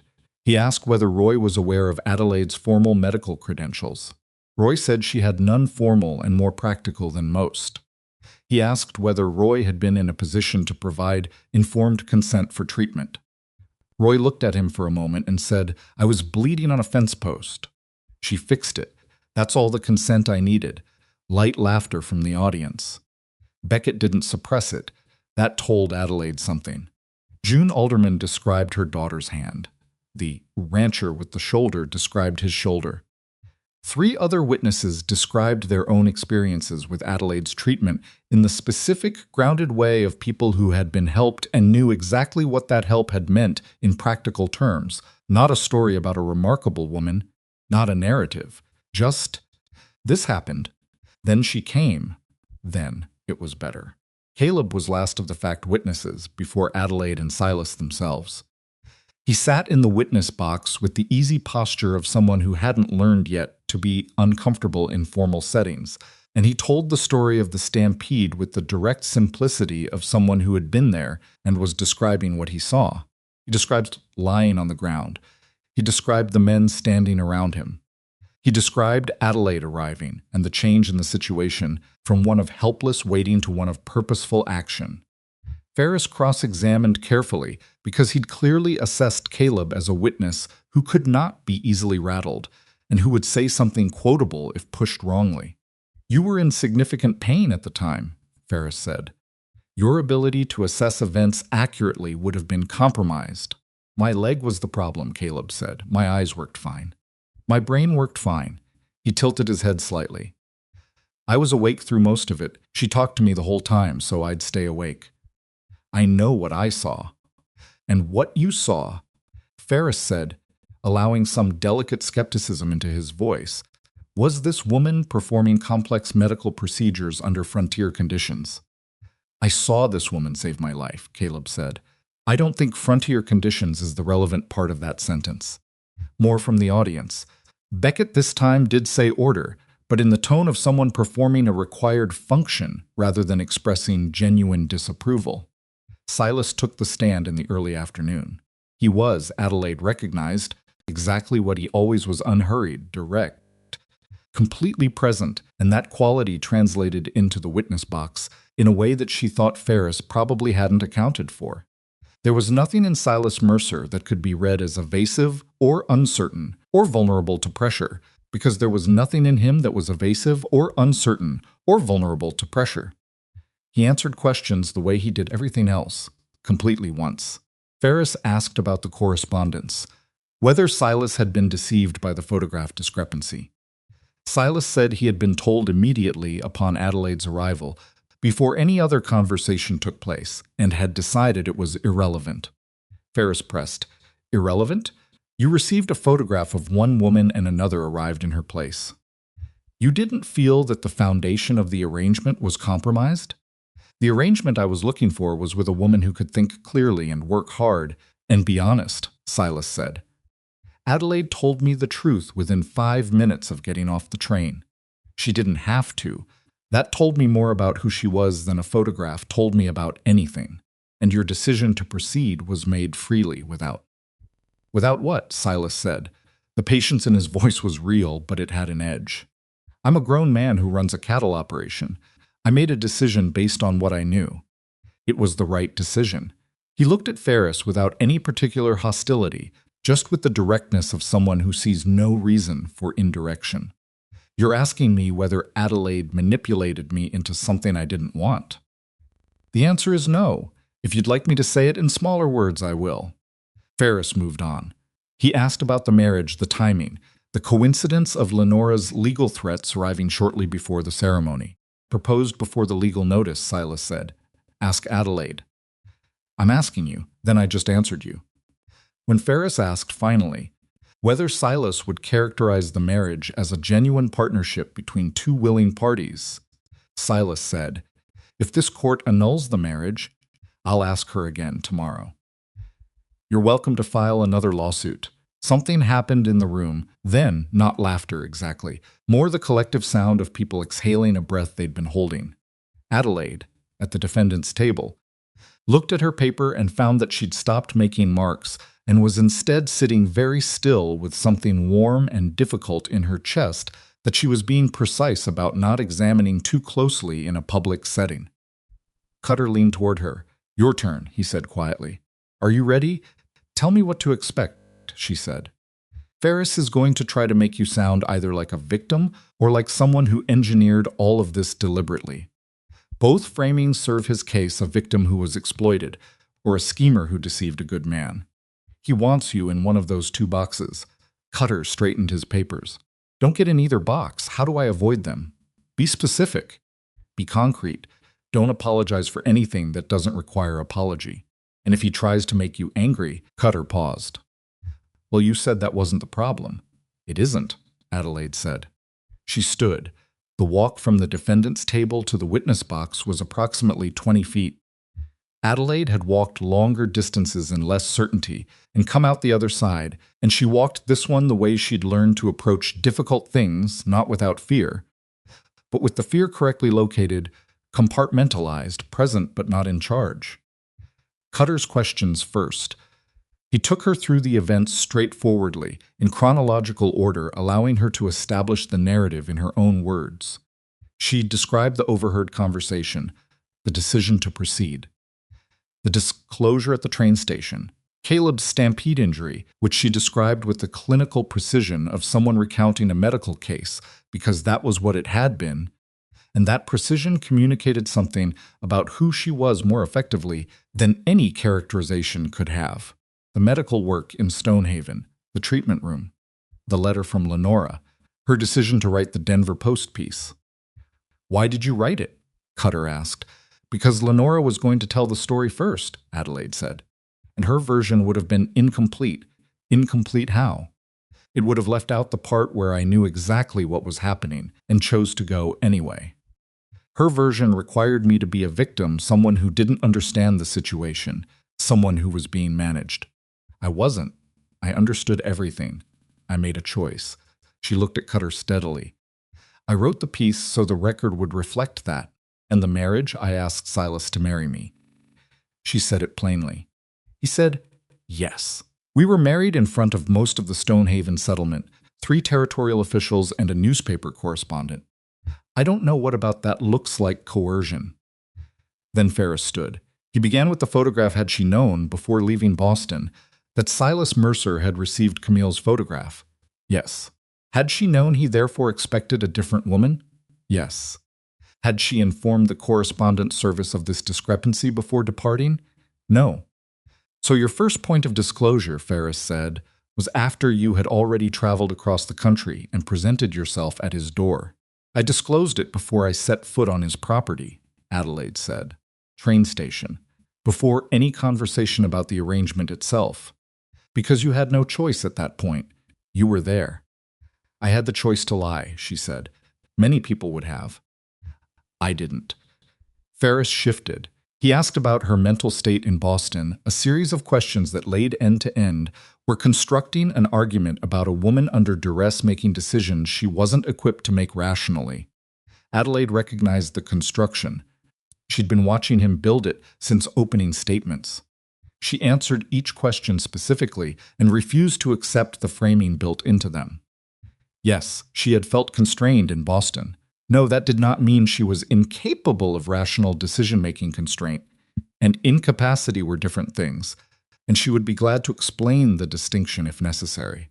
Yes, she had been aware that her family expected her to fail. No, that awareness had not compromised her judgment. If anything, it had clarified it. You seem, Ferris said, in the particular tone of a man who has decided that a woman's composure is itself evidence of something. Very certain of your own state of mind. I am certain of my own state of mind, Adelaide said. I've been managing it carefully for 28 years. I'm familiar with how it works. Mild sound from the audience. Ferris tried another angle. The medical work. Had she represented herself as a physician? No.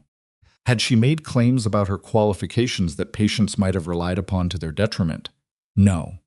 She had told everyone who came to her what her training was and what its limits were, and they had made their own decisions. And if something had gone wrong, Ferris said, if one of these patients had suffered because of treatment provided by someone without proper credentials? That was always possible, Adelaide said. It was also possible that they would suffer or die from the absence of any treatment, which was the actual alternative available to them. There was no physician. There was me or there was nothing. She kept her voice even. I made that clear to every person who came to me. They chose accordingly. Ferris paused. He was regrouping. Adelaide could see reassessing.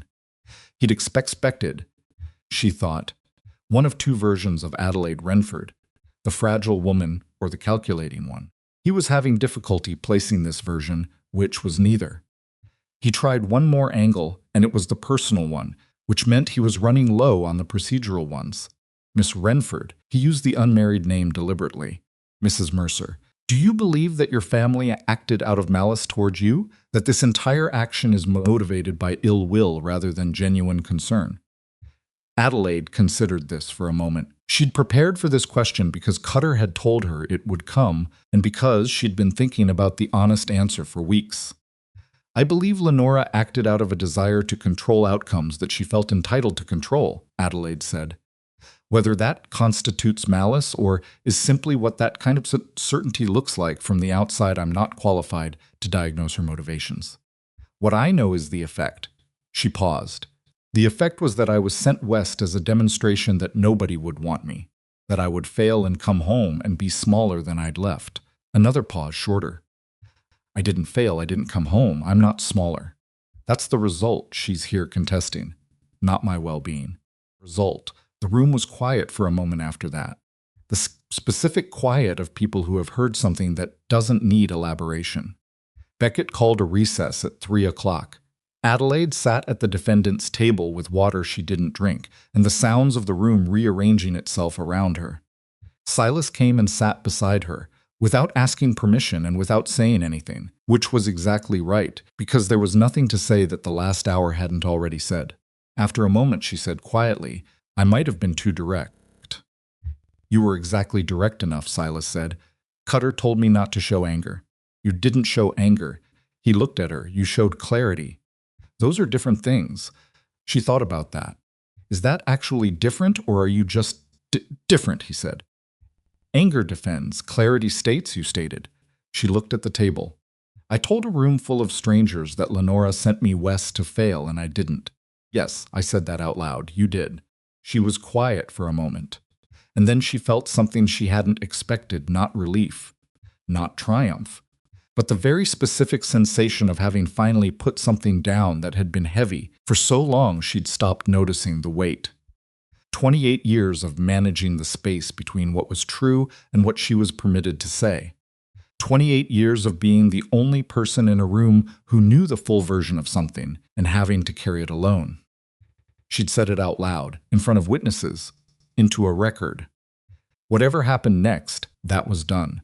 Beckett returned at 4 o'clock and moved immediately to the question of closing statements, which was itself information. A judge who was ready to conclude was a judge who had already concluded, and the closing statements were a courtesy more than a deliberation. Ferris made his case one more time, tighter and more careful now, with the adjustments of a man who understood. He'd hit something more resistant than he'd expected. Cutter made his case simply, methodically, letting the witnesses speak again in summary without embellishment. Then Beckett sat for a moment. He looked at Adelaide directly, in the way he'd looked at her when he first walked in measuring, accounting. Mrs. Mercer, he said, I want to ask you one question, and I want a direct answer. Adelaide looked at him. Yes, Your Honor. Do you want to be where you are? The room was very quiet. Yes, Adelaide said, and you arrived at that want freely, with full knowledge of the circumstances you were entering? Yes. Beckett nodded once. He looked at his papers, though she suspected he wasn't reading them. Then he looked up. This court finds no evidence of coercion, incompetence, or unlawful circumstance in the marriage of Adelaide Renford and Silas Mercer, he said. The plaintiff's claims are dismissed. The marriage stands. He set down his papers.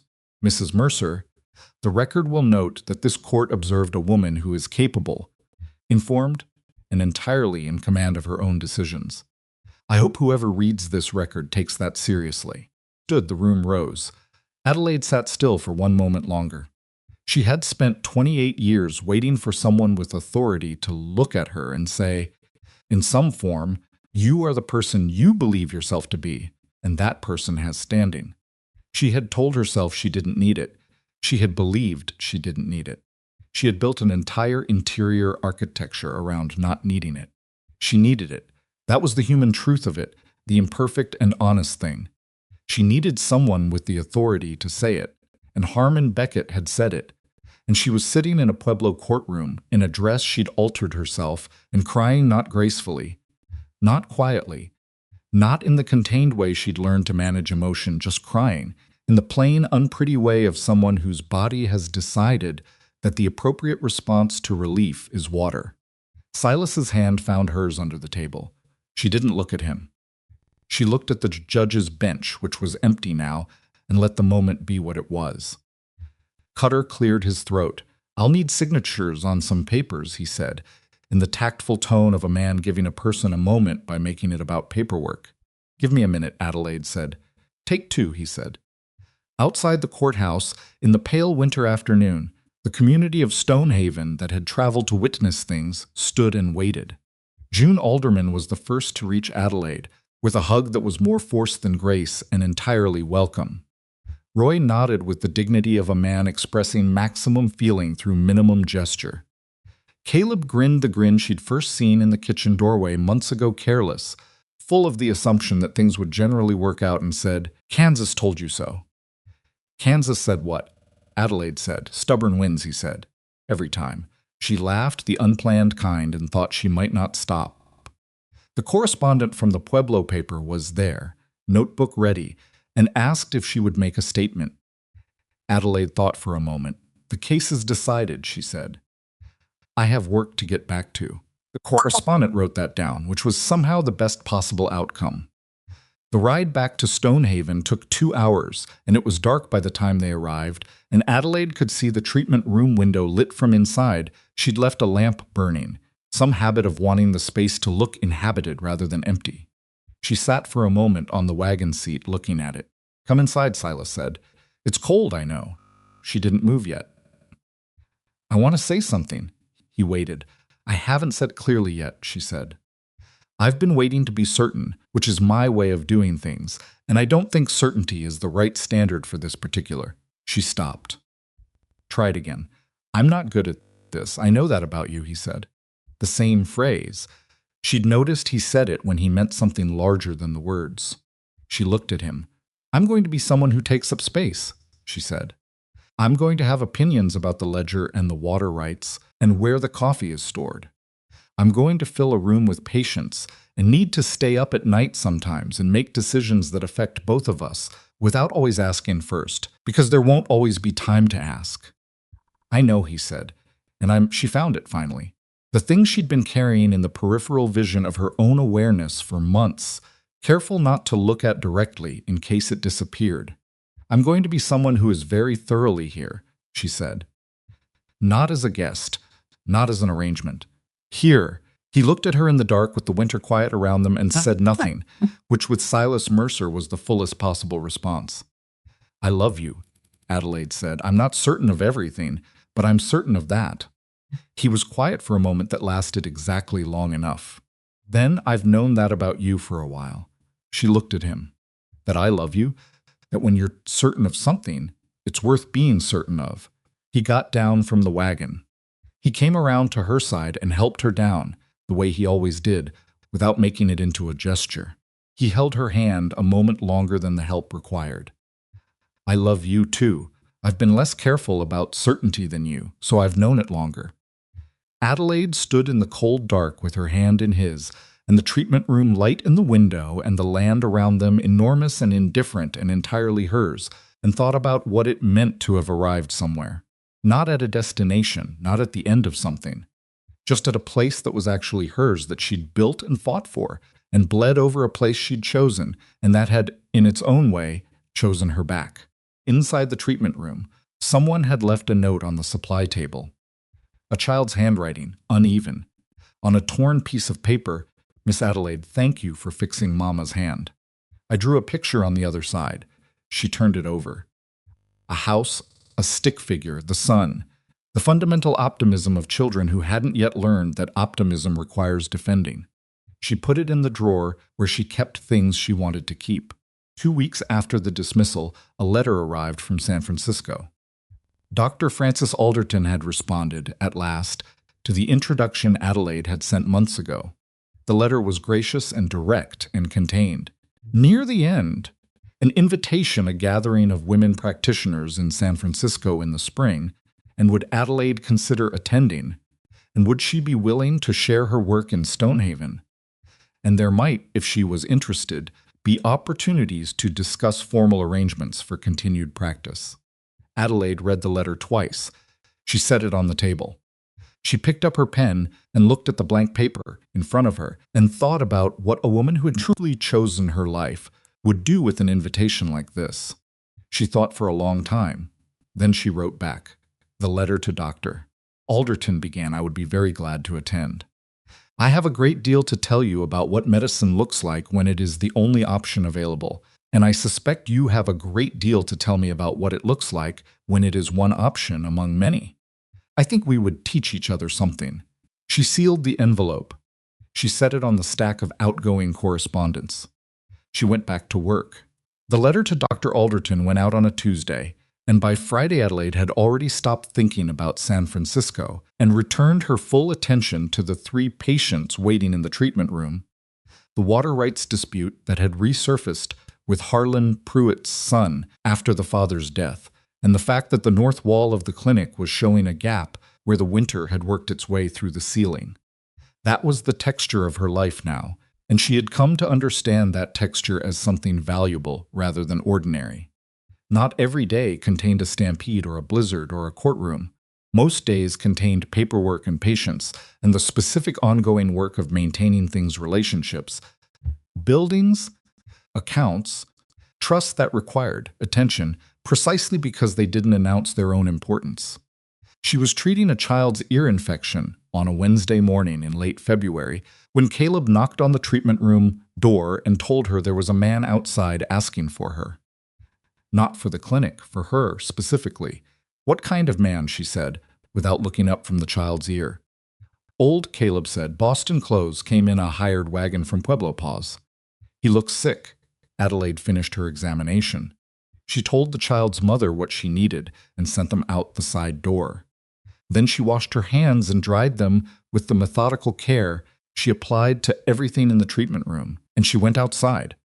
Edmund Renford was sitting on the wagon bench in the cold February air because apparently no one had thought to tell him he could come inside. He looked smaller than she remembered. That was the first thing. He had always been a large man in her memory, not physically large, but taking up the particular space that fathers take up in a child's understanding of the world. The man on the wagon bench was someone who had lost that claim to space gradually and was now simply old, with the visible evidence of illness in the color of his skin and the careful way he held his shoulders, as though breathing required deliberate management. He saw her come out and he took off his hat. Adelaide, he said. She stood at a distance that was close enough to be civil and far enough to be honest. Father, I should have written first, he said. I wasn't certain you'd respond to a letter.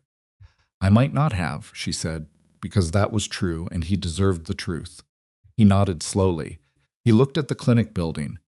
At the sign above the treatment room door that said Stonehaven Medical, a sign Silas had commissioned from the blacksmith and that Adelaide had looked at for 3 days before she could pass it without feeling something complicated.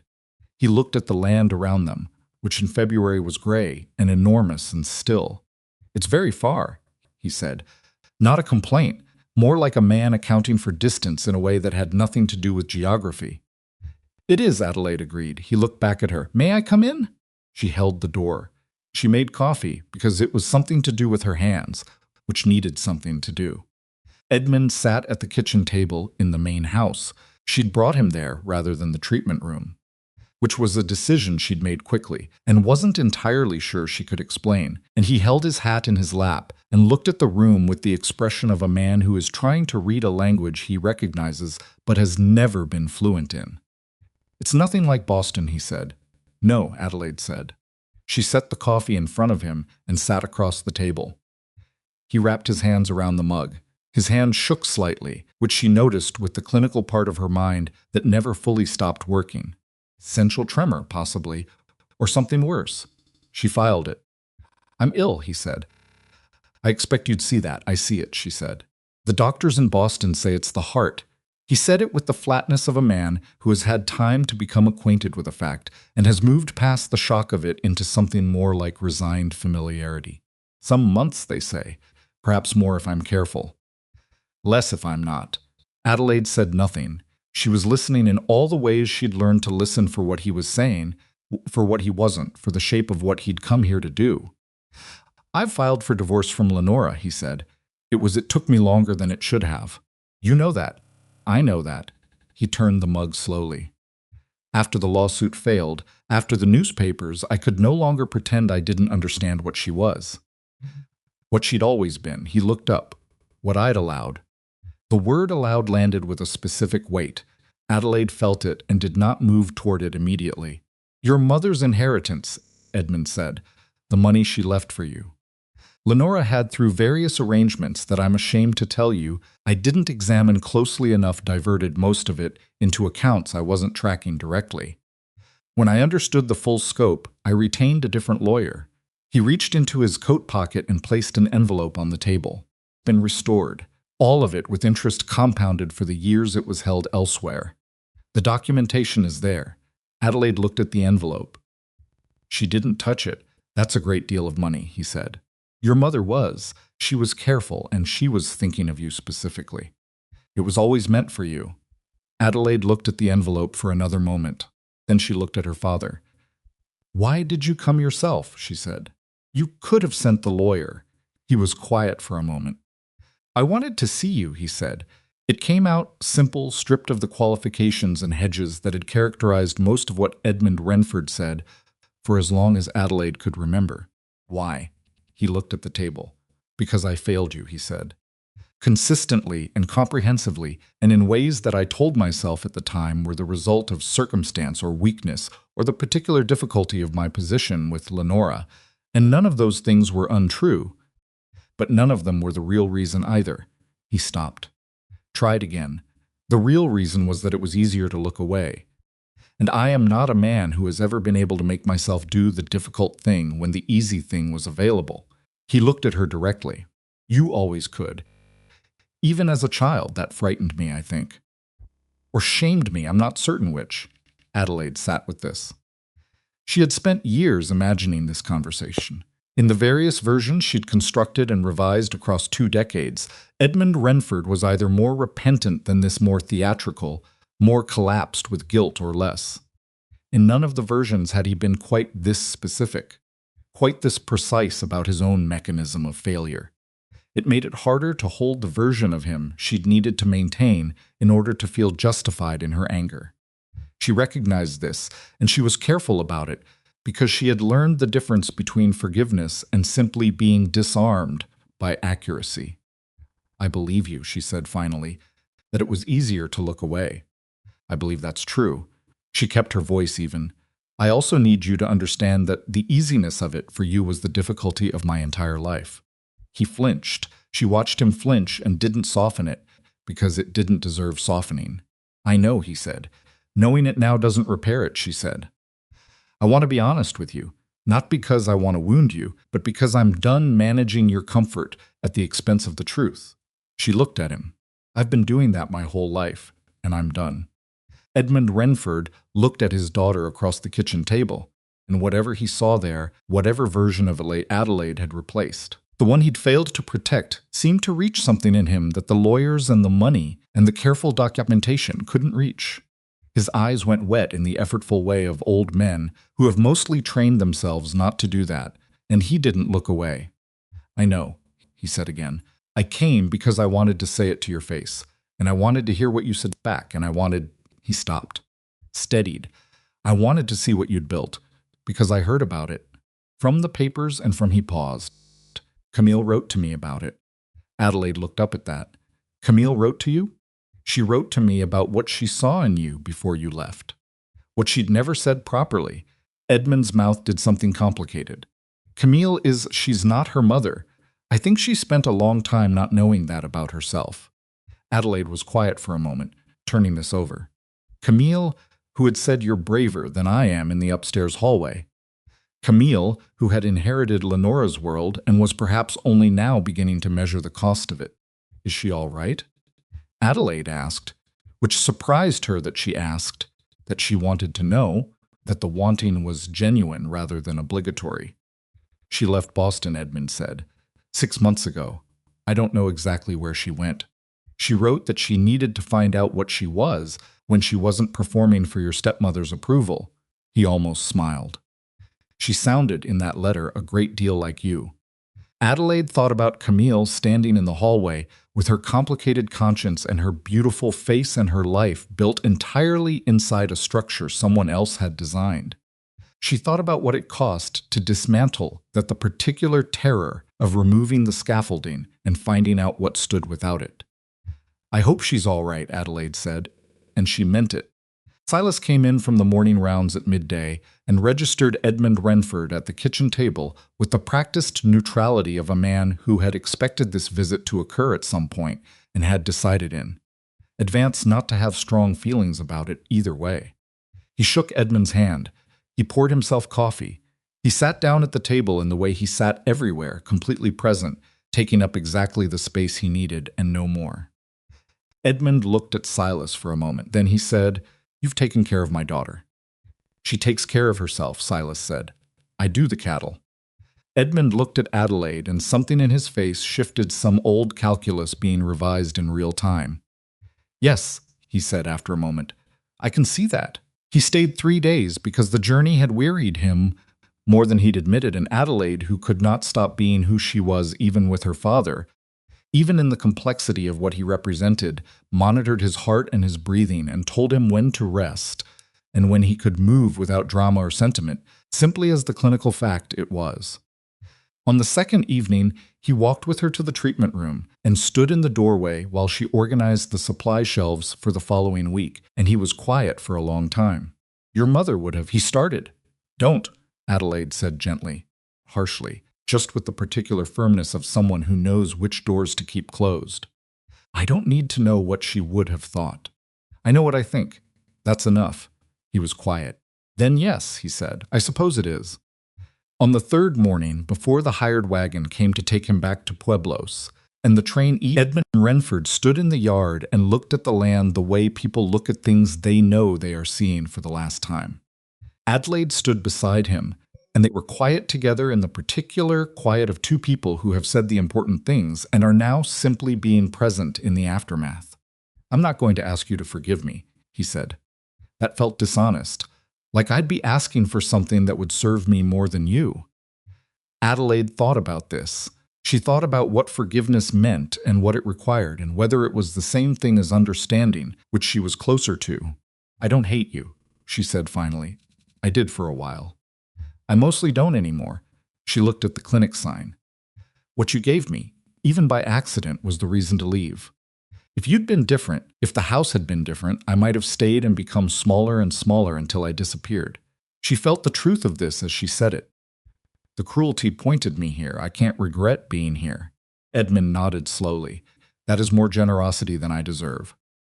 It's not generosity, Adelaide said. It's just the truth. I'm not generous with you yet. Maybe I will be. Later. I don't know. He put on his hat. He looked at her one more time with those eyes that had always known more than they'd had the courage to act on. You are extraordinary, he said. I always knew that. I'm sorry I never said it when it would have meant more. The wagon came. She watched it go and stood in the yard for a while after it had gone, not feeling what she'd expected to feel. She'd expected grief or relief or the particular exhausted weight of old wounds being pressed.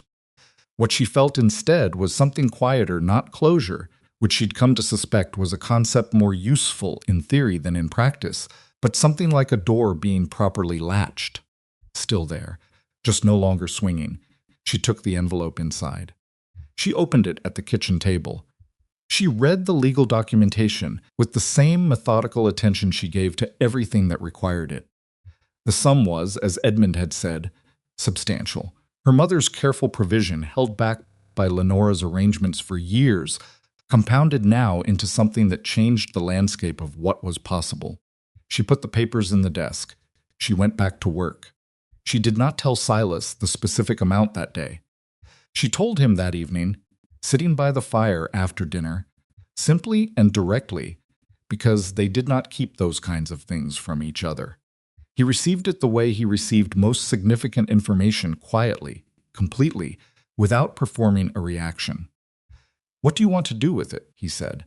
She had been thinking about that since the envelope arrived. The clinic needs a second treatment room, she said, and a proper recovery space somewhere patients can stay overnight without being in the main house. She had been turning this over for months, the particular gap between what she could treat and what she could treat well. And I want to start paying women to train, not volunteers. Paid positions with real instruction, so the knowledge goes somewhere when I can't be there. Silas listened, and there's a settlement 2 days east that has nothing, she said. No medical anything. I've had 3 patients come from there this winter alone, and one of them almost didn't make it because of the journey time. She looked at the fire. I'd like to help them build something. That's a significant investment, Silas said. I know. Do you want my opinion, or are you telling me? She thought about this honestly. Both, she said. I want your opinion, but I've decided. The corner of his mouth moved. Then my opinion is that it's the right use of it. He was quiet for a moment. Your mother left it for you. Not for a house in Boston or a particular kind of life. For you, this is you. Adelaide looked at the fire. Yes, she said. It is. The San Francisco gathering was in April. Adelaide spent 3 weeks there, which was longer than she'd originally planned and shorter than Doctor. Alderton had suggested she might want to stay. The city was nothing like Colorado and nothing like Boston, and entirely itself steep and cold and salt-aired, full of the particular energy of a place that hadn't yet decided what it was going to be. The gathering was 12 women, a number that seemed small until Adelaide was in the room with them and understood that 12 women who had built medical practices in 1,000, 876 America had each, in her own way, fought a version of the fight Adelaide knew, and the collective weight of that was not small at all. Dr. Francis Alderton was 51, sharp-edged, and the kind of person who communicated respect by making no allowances for the fact that you were younger or less experienced. She simply expected you to keep up and trusted you to do it. Adelaide found this enormously comfortable. It was, she realized, the way Silas operated, and she'd apparently developed a strong preference for it. She presented the Stonehaven work on the second day. She described the conditions, the distance from professional care, the specific medical needs of frontier communities, the obstetric case in the blizzard, the training model she was beginning to develop. She was specific and clinical and made no particular case for herself as a remarkable person, just as a person in a particular set of circumstances who had done what the circumstances required. The room was quiet when she finished. Then a woman named Dr. May Sutherland, who ran a practice in Sacramento and had the kind of face that had seen every variety of difficulty and classified each one correctly, said, "You've built a model." "I've built a start," Adelaide said. "Those are the same thing at the beginning." Sutherland leaned forward. "What do you need that you don't have?" It was such a direct question that Adelaide had to take a moment to simply appreciate it before answering. What do you need? Not how impressive, not how unusual, not what an unlikely story. "What do you need?" "Supply chains," Adelaide said. "I can source from Pueblo, but the reliability is poor." A direct relationship with a pharmaceutical manufacturer who would deal with a frontier clinic on reasonable terms, she thought. "And I need to understand the formal credentialing landscape better. Not for myself, I'm operating under territorial law, which is currently more flexible, but for the women I'm training. They'll need some form of recognized standing." The room began to offer things. Not hypothetically, actually. Sutherland had a contact at a San Francisco pharmaceutical supplier. Another woman knew a territorial official in Wyoming who had been working on exactly the credentialing question. A third had developed a training curriculum for medical assistants that Adelaide could adapt. Adelaide sat in that room and felt the specific thing that happens when you have spent years working in isolation and suddenly encounter other people doing versions of the same work, the combination of recognition and relief, and the particular. Hunger of a person who has been thinking alone for too long and suddenly has people to think with. She wrote 12 pages of notes over the 3 days that followed. She also received on the 4th day a formal offer from Dr. Alderton, a position at the San Francisco Teaching Hospital, newly establishing a women's practice and looking for experienced practitioners to help build it. Terms were good. The work would be significant.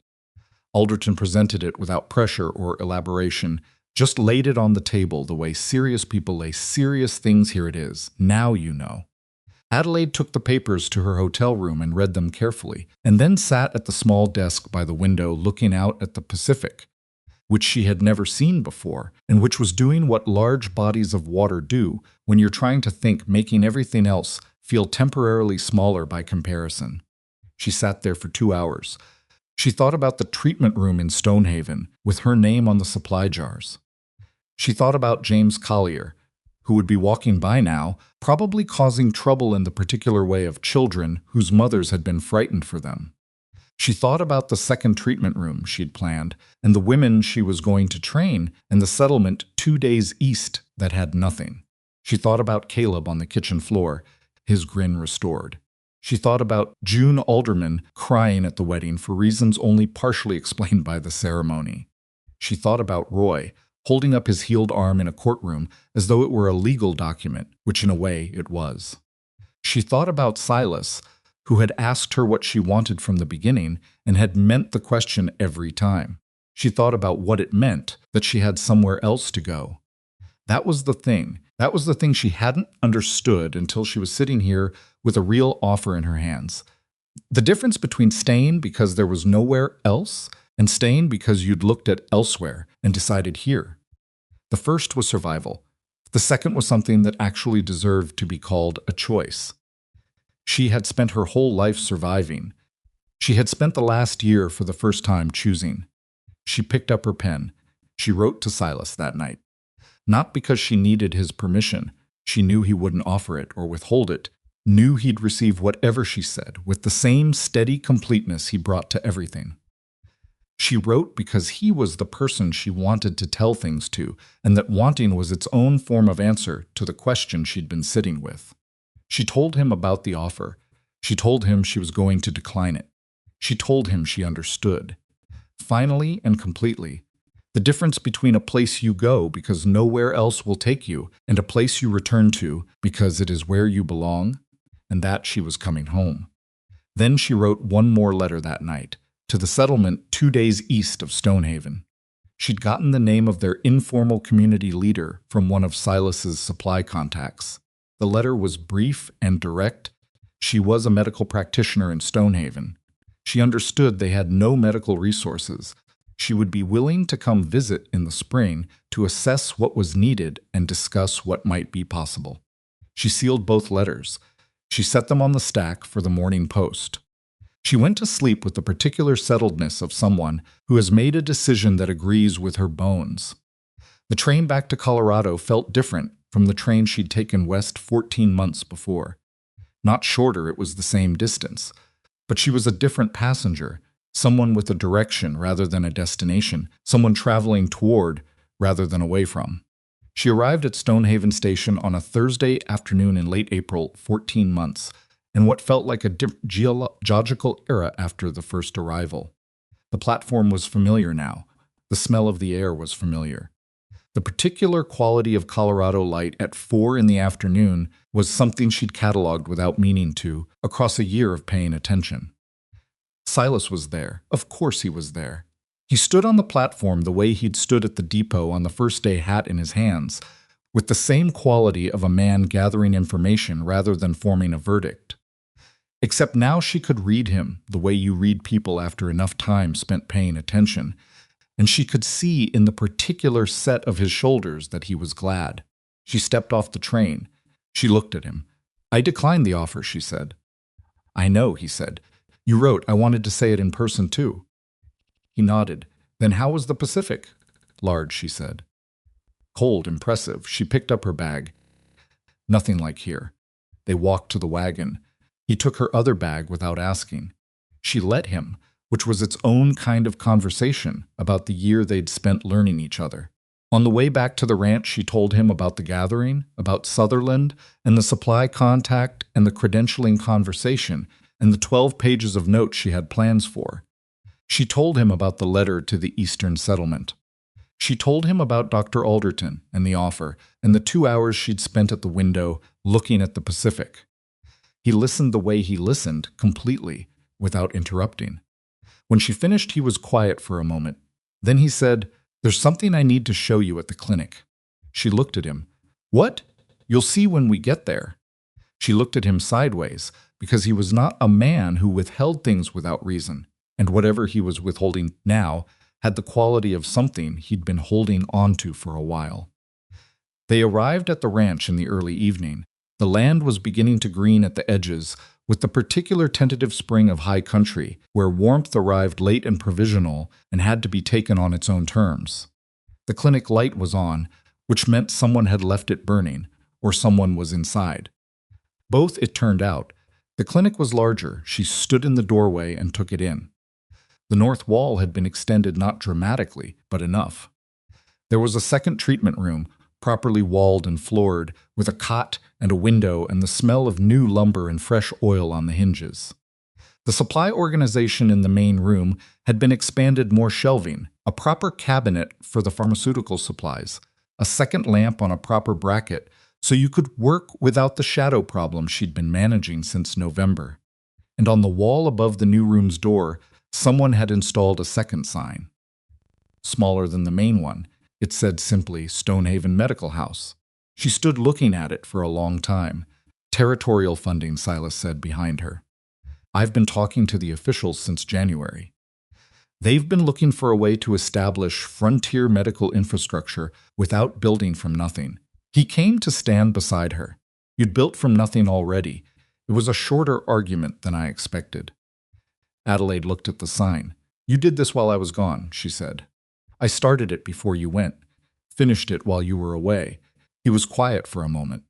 I wanted you to come home to something that made the decision easier. The decision was already made, she said. I know. He looked at the sign, too. I wanted you to come home to something that made it right. She looked at the room. She looked at the sign. She thought about her mother's money, which was going into the walls of an extended clinic, and the salaries of women being trained, and a letter to a settlement 2 days east. She thought about what it meant that she was standing here, in this building with her name on the sign, in a territory that 14 months ago she'd never seen. She thought about Lenora Renford in Boston, reading newspaper accounts of the dismissed lawsuit, watching the story of the woman she'd sent west, as a joke become something she couldn't fit into any category she'd prepared for.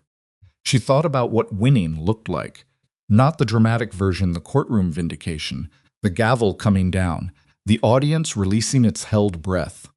That had been part of it, and she'd needed it, and she didn't pretend she hadn't. But this was the other part, the quieter part, the part that was still here after the drama had finished. A building, a supply cabinet, a sign with her name on it. Work that mattered to people who needed it to matter. She turned to Silas, the second room, she said. I want to use it for training, not just recovery.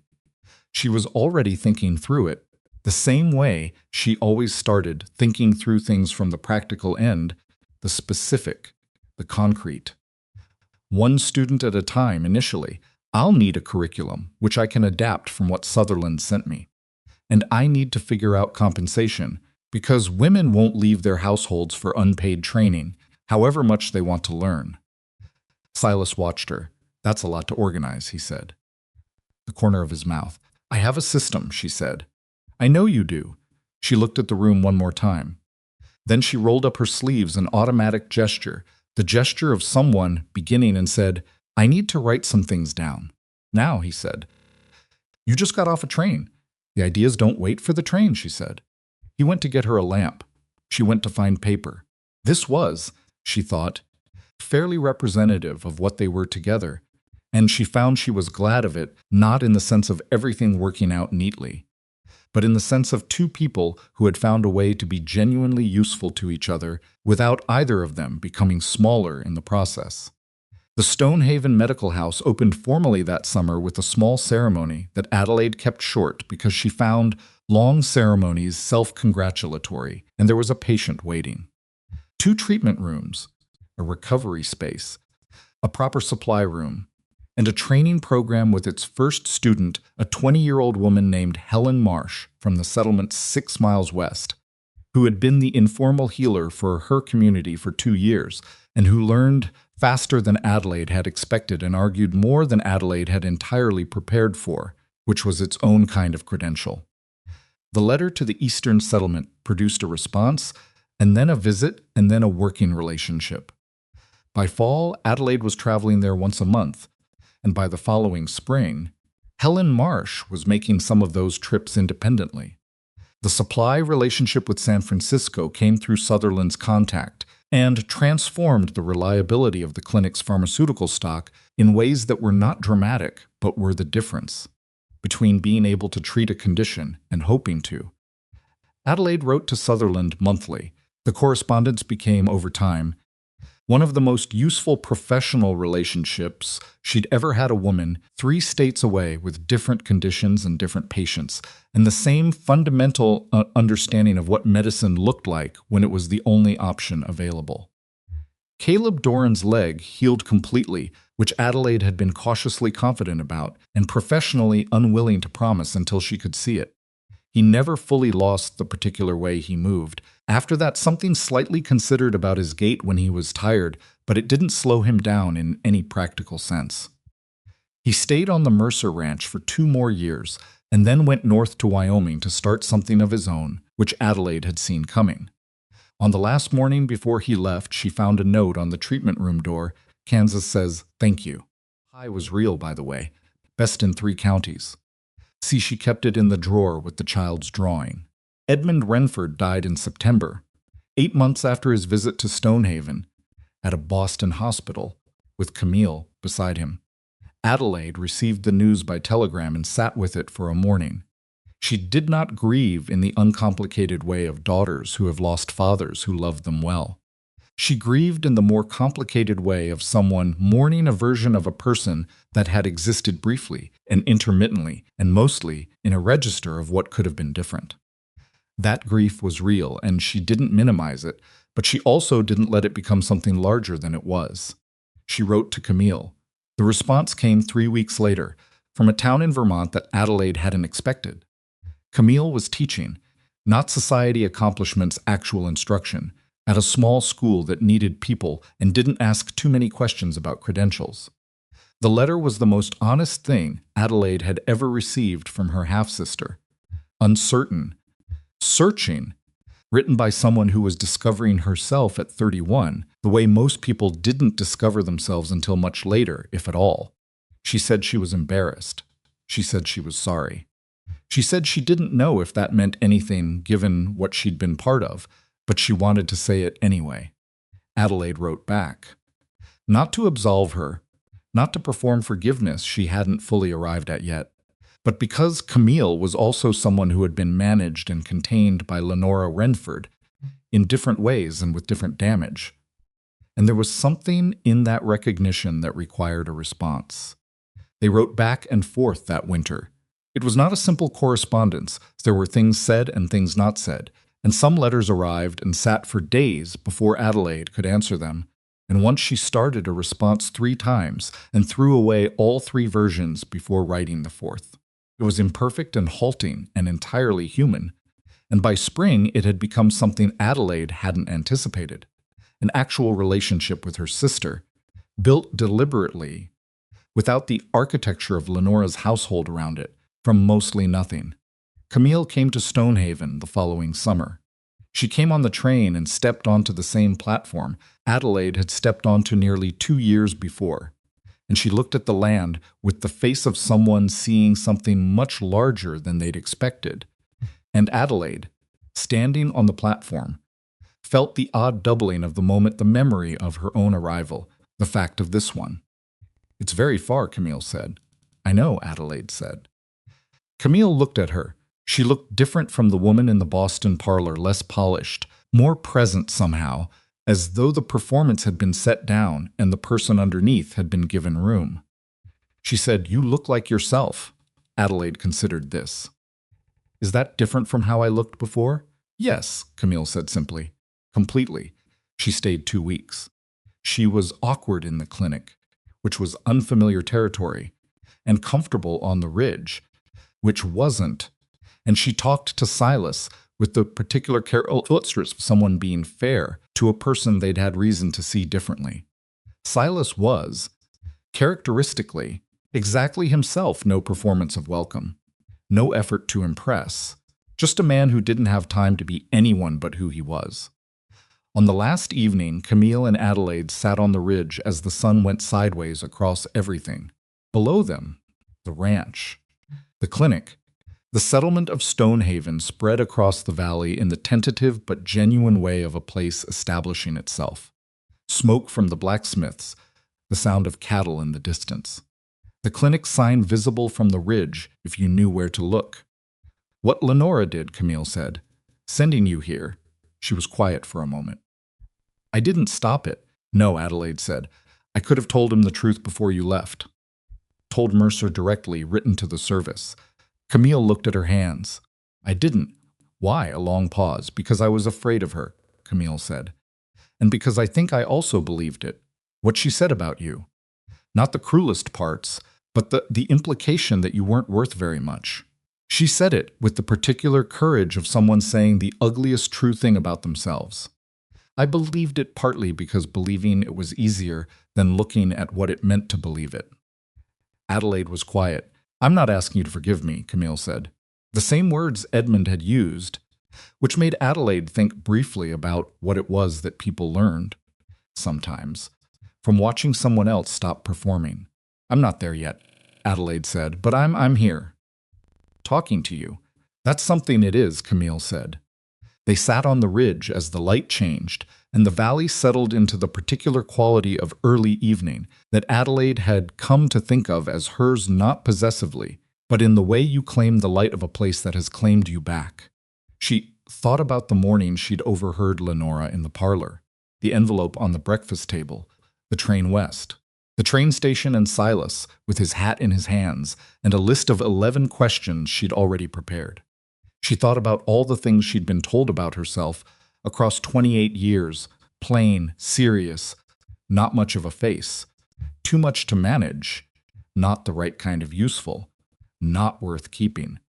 The accumulated verdict of a household that had needed her to be small. She thought about the sign above the clinic door. She thought about Helen Marsh, who argued too much and learned faster than expected, currently making her second solo trip to the Eastern Settlement. She thought about James Collier, born in a blizzard in a mountain cabin, who was somebody's whole world. She thought about Silas, who had asked her what she wanted and meant it every time, and who was somewhere below them right now, doing the accounting, or managing the water rights, or sitting with coffee and a newspaper in the kitchen he'd let her reorganize, just living, the unglamorous and entirely sufficient act of it. She thought about what Lenora had intended by putting her on that train. And she thought, with the simple completeness of someone who has been a long way and come back knowing the difference, Lenora had intended her destruction, and what she'd actually accomplished was Adelaide's escape. Cruelty had been real. The damage had been real. None of that was rewritten by what came after, but what came after had also been real. The frontier hadn't cared about her plainness or her seriousness or her lack of suitors. It had cared urgently and repeatedly about whether she could stop the bleeding and set the bone and bring the baby through and keep her nerve when there was no margin for losing it. It had asked her, over and over, for exactly what she had, not what she looked like, not what family she came from, not which drawing room she could decorate. What she had, what she could do. She had given it everything she had, and the frontier had given her back something she'd never possessed in 28 years of Boston herself. Not a perfected version, not the Adelaide who never feared or doubted or lay awake calculating what she might have done differently. The actual one, imperfect, capable, scarred in the ways that particular lives create particular scars, and still here, still working, still choosing every day to be present in the life she'd built with her own hands, in the place she'd arrived at by accident and stayed at by will. Below them, the clinic light came on as evening gathered. Someone had left it burning again, or someone was inside, or it was simply lit in the way that things that are being used are lit, with the ordinary and unremarkable brightness of purpose. Adelaide looked at it. "I should go back down," she said. Camille stood with her. "There's someone inside?" "Probably Helen," Adelaide said. "She's been reorganizing the supply cabinet, which I have feelings about, but her system is arguably more logical than mine." Camille almost smiled. "Do you tell her that?" "Not until she finishes," Adelaide said. "Then I'll tell her she's right, and she'll be insufferable about it for a week." They walked down from the ridge toward the lit clinic, toward the sound of the ranch settling into evening, toward the life Adelaide Renford had been sent west to lose and had instead, by every measure that mattered, entirely found. She was not done. That was the thing she understood most clearly, walking down from the ridge with her sister in the spring dark of a Colorado evening. She was not finished, not arrived, not at the end of the work or the building or the becoming. The clinic would grow or it would face new problems.